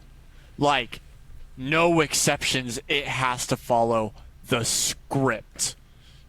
Parentheses around that. There is no script for Fishtank. I'm going to tell you that right now, brother. Yeah, they make it up on the go, but there are kind of side quests and storylines where the character's like, oh, well, can I do this instead? And they're like, no, go fuck yourself. We don't care. You have to do this.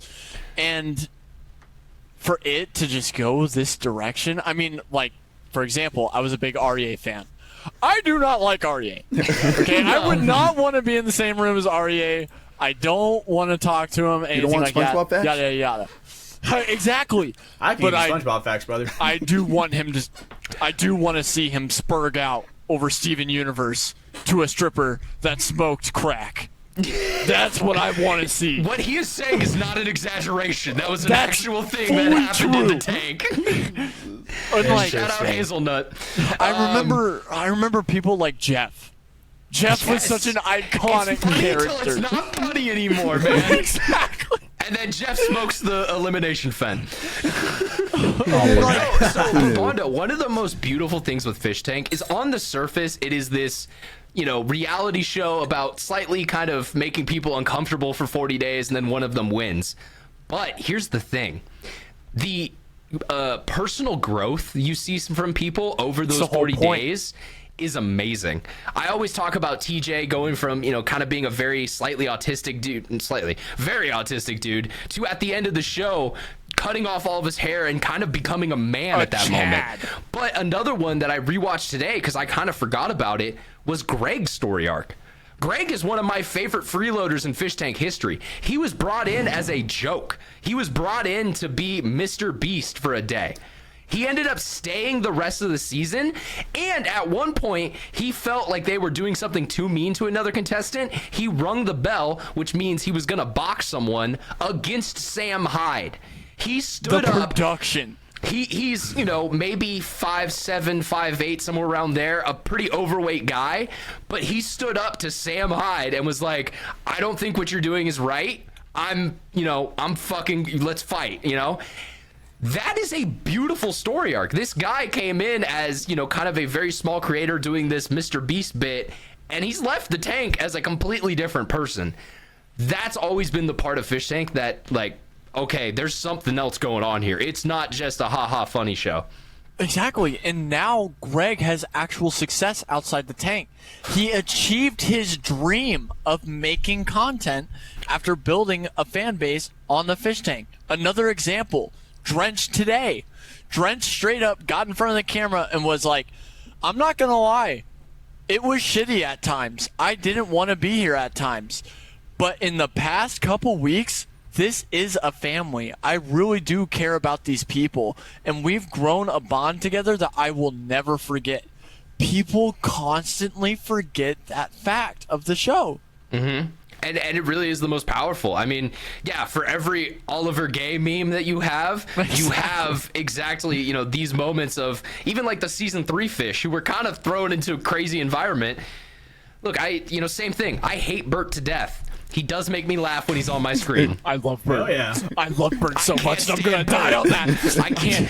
As a live viewer, watching him go in circles for 5 hours at a time, oh my God, it pissed me the fuck off, man. I love Bert so much. But also, Luke, that's another guy who, was on Big Brother. ended up saying the N-word on national television, had a lot of shit go wrong for him. Sam's High Crew brought him in. He was a contestant, he was a plant on season 3, and now he works full-time with MDE. Like, he works on the Sam High podcast and all the stuff that they do up there. Shit, the biggest one we haven't talked about, Airsoft Fatty's not fat anymore. The lore behind this is so good. That is a direct relation to Sam Hyde. He took a man who was about 400 pounds. Fatty now weighs 250 pounds. He's not that fat anymore. He headlined for Filthy at fucking the latest film music festival. I didn't hear about that, actually. He does multiple of those now with like different artists and stuff. Like he went from being this internet lolcow to actually kind of a dude who's made a path for himself in creating content. A lot of that is because of the MDE crew. And, like I said, I don't want these guys in my house. I don't want them on my podcast. Exactly. But I will always support them because they do dope, unique, and original shit. Blood Games. Who the fuck else would make a show like that? Goated. That's also the other thing. God. Blood Games season 4.5 was supposed to happen right after this season. That's now obviously going to be delayed for a very long time. I was very sad about that. Our favorite vampire hunter Cage, Scott Sullivan, was going to reprise his role and have some more things planned, but we're just going to have to wait longer for that. So it's so sad. But this is why, if you hear me talk about Fish Tank and you look it up and you just see the surface level stuff and you're like, this is kind of weird, I don't get it. There is bits of gold that are in that show, and that is why people keep coming back to it relentlessly. That's why my account on the site was level 45 already, at this point in time. It was one of the highest levels on the site. Pretty sick, dude. Level 45. Yeah, just have it always on, bro. Watching, sending messages. Every time you send a chat spam, you get a little XP. Oh, hell yeah. Grinding. Fuck yeah, bro. It is cool because in chat, as you get a higher number, it becomes like a darker and more brighter number, so people will just straight up read your shit more. So like, I can tell by the last couple of days, I send messages and people would be like responding to it, and I'm like, shut up, I don't want your opinion, I was just saying a thing. I just want Rachel to shut up right now, that's all I'm saying. Damn, dude. And it's all gone over just a violation for a health or a house code? They were trying to find things, if that makes sense, Hatch. Like, it wasn't just that, but that's one of the things they were able to find. That is so lame, they really just wanted to run them the fuck out of town. They didn't want them there in that area anymore. Man, and like, I feel like with a show like that, it's almost like Survivor, but inside, Oh, it is. Stay inside, no weed. Those are the only 2 rules of Fish Tank. Right, and the fact that it's literally like House Arrest Simulator. Well, I could go on the show, no problem. House Arrest Simulator? I mean, a little bit. And they're definitely, the fish, you could tell at times get kind of claustrophobic with that. I'm setting up some dope. If I had to be in their House Arrest with my friends. was on the show this year, dog. That is one that, like, I think we talked about it last week, but we should definitely bring up again. That shit is, like, legendary, bro. So, there's an amazing clip of when Sam and Jed are first announcing that they're in legal troubles. Bam's like sitting right next to them. He looks down at his phone, like scrolls through some texts, and then stands up, and like in 2 minutes he's like slowly backed away from the conversation and everyone. The Irish goodbye. And then he just disappears and never comes back again. So I think he was like, all right, legal troubles, I'm the fuck out, guys. I can't do this. Yeah. The legal troubles fuck with my sobriety. I just got a notification. And some better news. I just got an email from Paintball Vault asking me to verify my company. So that let's go. Paintball Vault. That can be my own category. That's actually really sick. cool. Congratulations, brother. Shout out Drewby. Drewby runs that. I'm so sorry to like derail the cover. Wow. No, I didn't know. Download Paintball Vault and go buy yourself some Bondo shit. There you go. Absolutely, bro. Congratulations. That's sick. No, thank you. I mean, yeah, for being such a small creator, stuff like that is so big to me. Like, I would see my stuff on Paintball Vault, and I'd be like, what? Like, I made that with my hands, and, like, that's in such good condition. Like, oh, my God. I've literally had to buy my own stuff back before because I gave away too much of it. I've had to do that, like, 3 or 4 times.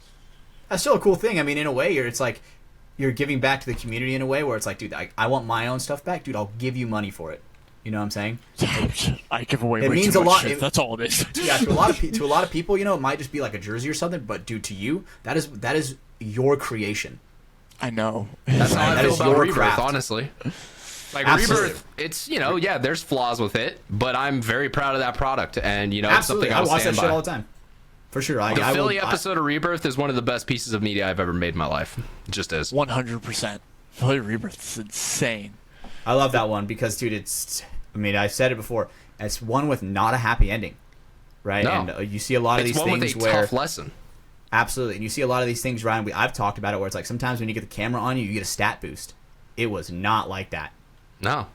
Not even close. But even like the interviews for that, fucking Dylan's intro with Marv hitting him in the head with a fucking pillow, like just the things that I could never have predicted or planned to happen happened to that episode, and I'm just glad I was there to capture it all. Yeah, there was also crazy behind the scenes on that episode. I wasn't allowed to film any other pro matches that weekend. It's a whole thing. Shout out Tom Cole. But let's keep moving forward a little bit more. One last topic I wanted to get to tonight because it was a big moment for Hatch over the weekend. Hatch has now officially made me a Night Rain player. I'm not going to call myself a Night Lord. There we go. I played for 6 hours with Hatch on Saturday. There we go. In that time, I earned an achievement only 40% of people who played that game have ever gotten. Oh, dude. Hatch and his boy Solus over on his Discord carried the fuck out of me through a couple of these Night I Lord wouldn't even say that. He did his job. He's playing Iron Eye, people. He's doing his job. Yeah, I'm staying out of the fight and I'm applying constant DPS. That's what I can do. Meanwhile, I'm like fucking grappling hook into the fight, like just fucking going hard, dude. And that shit was so much fun. I will say the funny thing was, because Solus has played the game quite a lot, and he's really good at like leading a party, like knowing we gotta hit this point, we gotta hit this point, we gotta go here. There was times where it was literally like, if I stop for a half a second, these boys are 500 meters away. So I wasn't reading anything. I wasn't looking at items. I was just like, okay, follow Hatch. All right, grab up. Cool. That looks great. We'll take that. Follow Hatch. Keep going. It was a lot. It was overwhelming, but very beautiful game. The moth that we fought, I forget his name right now. Just sentient pest. That's like what it's called in like the night lore menu. Just fucking beautiful, right? Beautiful. Like just not only the boss's animations and how it looks, but the music that's playing at the same time. Okay, dude, that's phase 2 transition, bro, where the flowers start blossoming on the ground, bro. What am I playing? What am I? You're playing. What am I? Who am I? You know? You're a Night Lord, Hatch. I am the Night Lord. I have 100% you are. You have that achievement, so you are. You get to claim that. You I get have 100% to now be the guy Night at the party sitting in the corner, like they don't know I'm a Night Lord. Right? Literally, like I fully 100% in normal Elden Ring, so now I fully percent in Night Rain, dude. Game's so nice, had to do it twice. You know what I'm saying? That's how it be sometimes.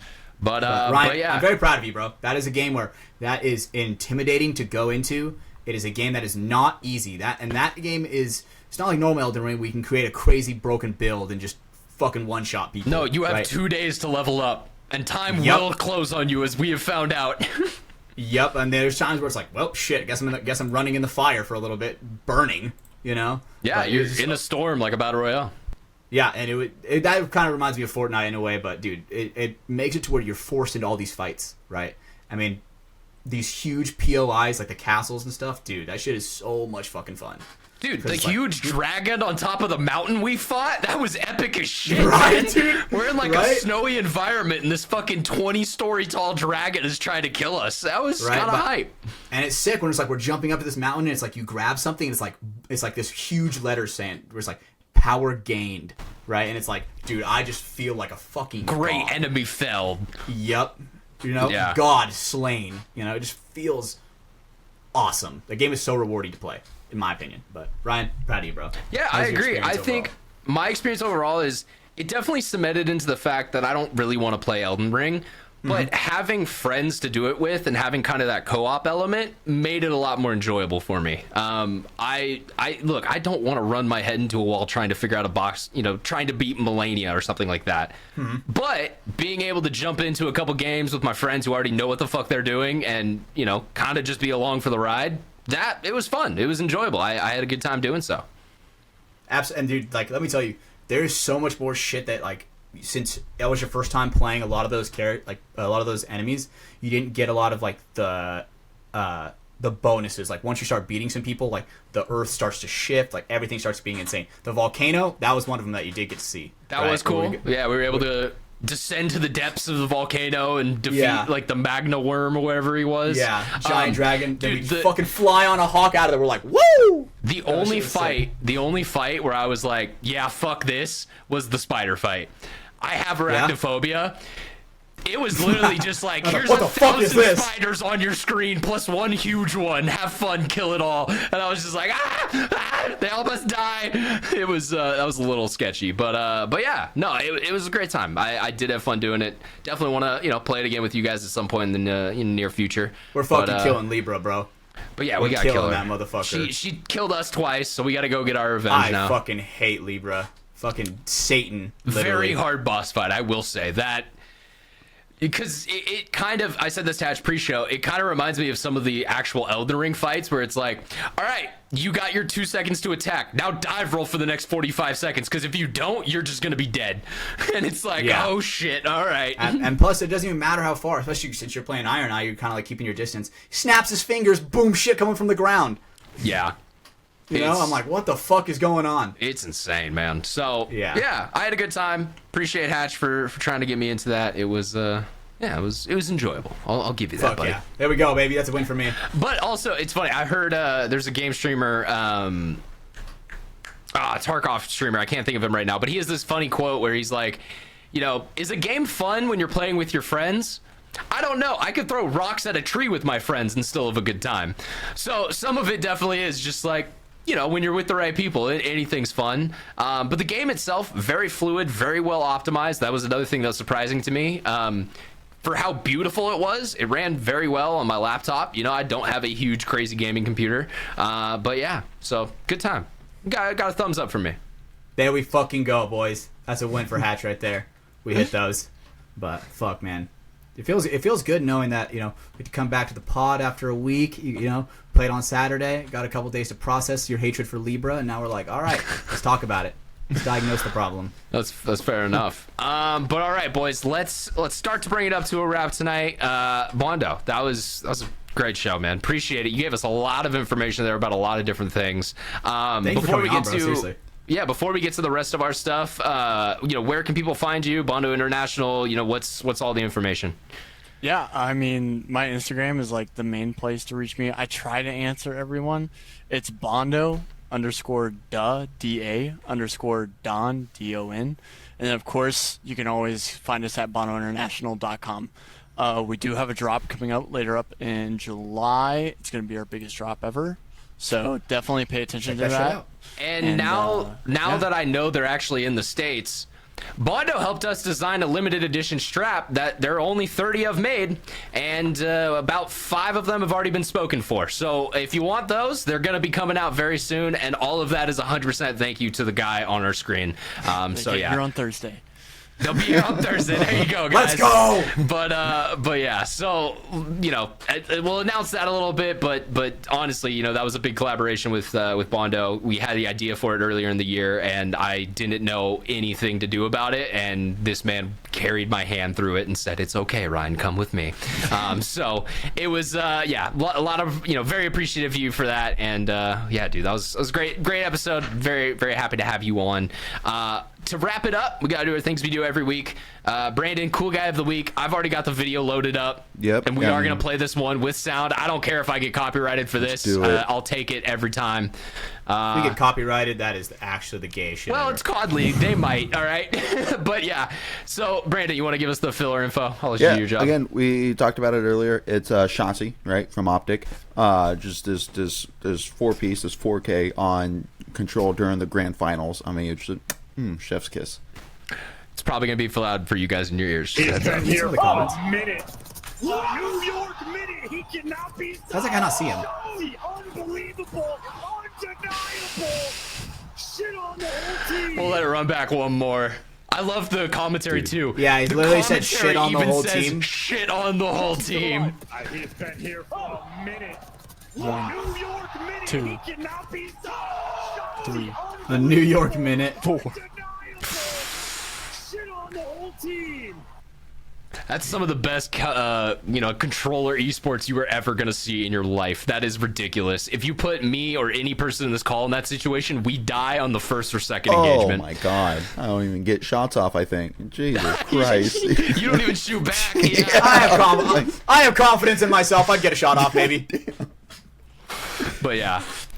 God, that moment was amazing. Watching that live was crazy. And I do love the guy. I saw what you're talking about, Hatch, with the comments. He's cheating. Wall's an aimbot. So obvious. My brother in Christ, this is on LAN.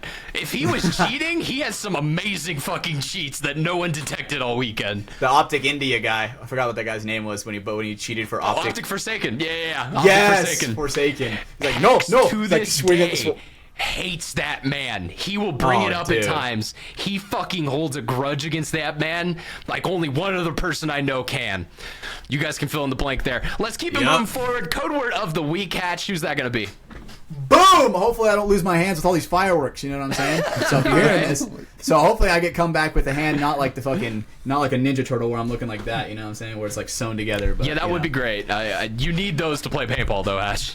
Absolutely, So if you're listening to this, boom. At least one looking like Chim, right? Just half a digit.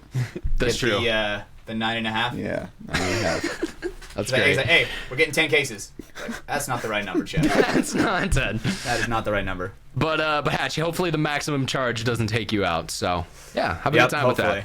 I'm excited. Definitely want to see some videos from your iPhone of all your fireworks. That's always a great time. Everyone loves those videos.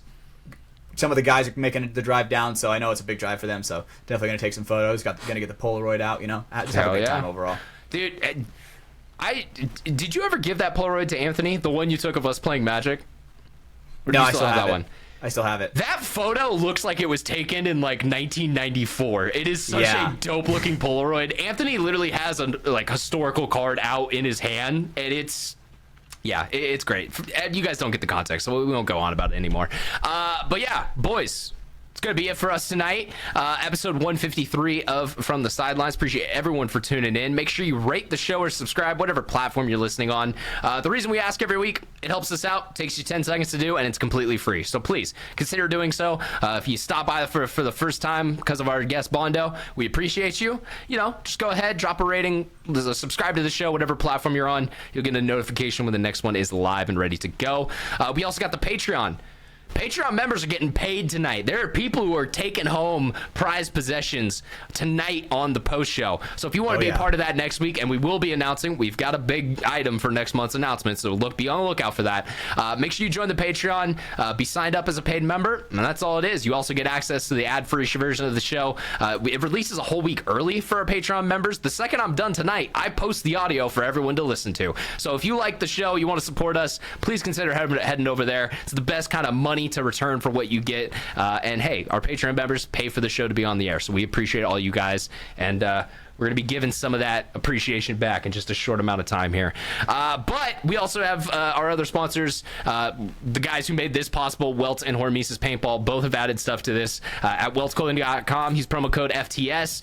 We don't have a promo code for Hormesis. Just go support them. You just do it. And then last but not least, NECTR Energy, NECTR.energy, promo code MafiaProductions, just all one word. Buy yourself some great energy products and stay focused up on whatever you got at hand.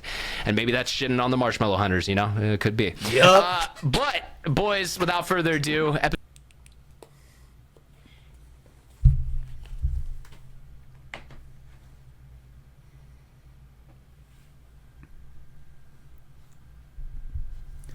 bye.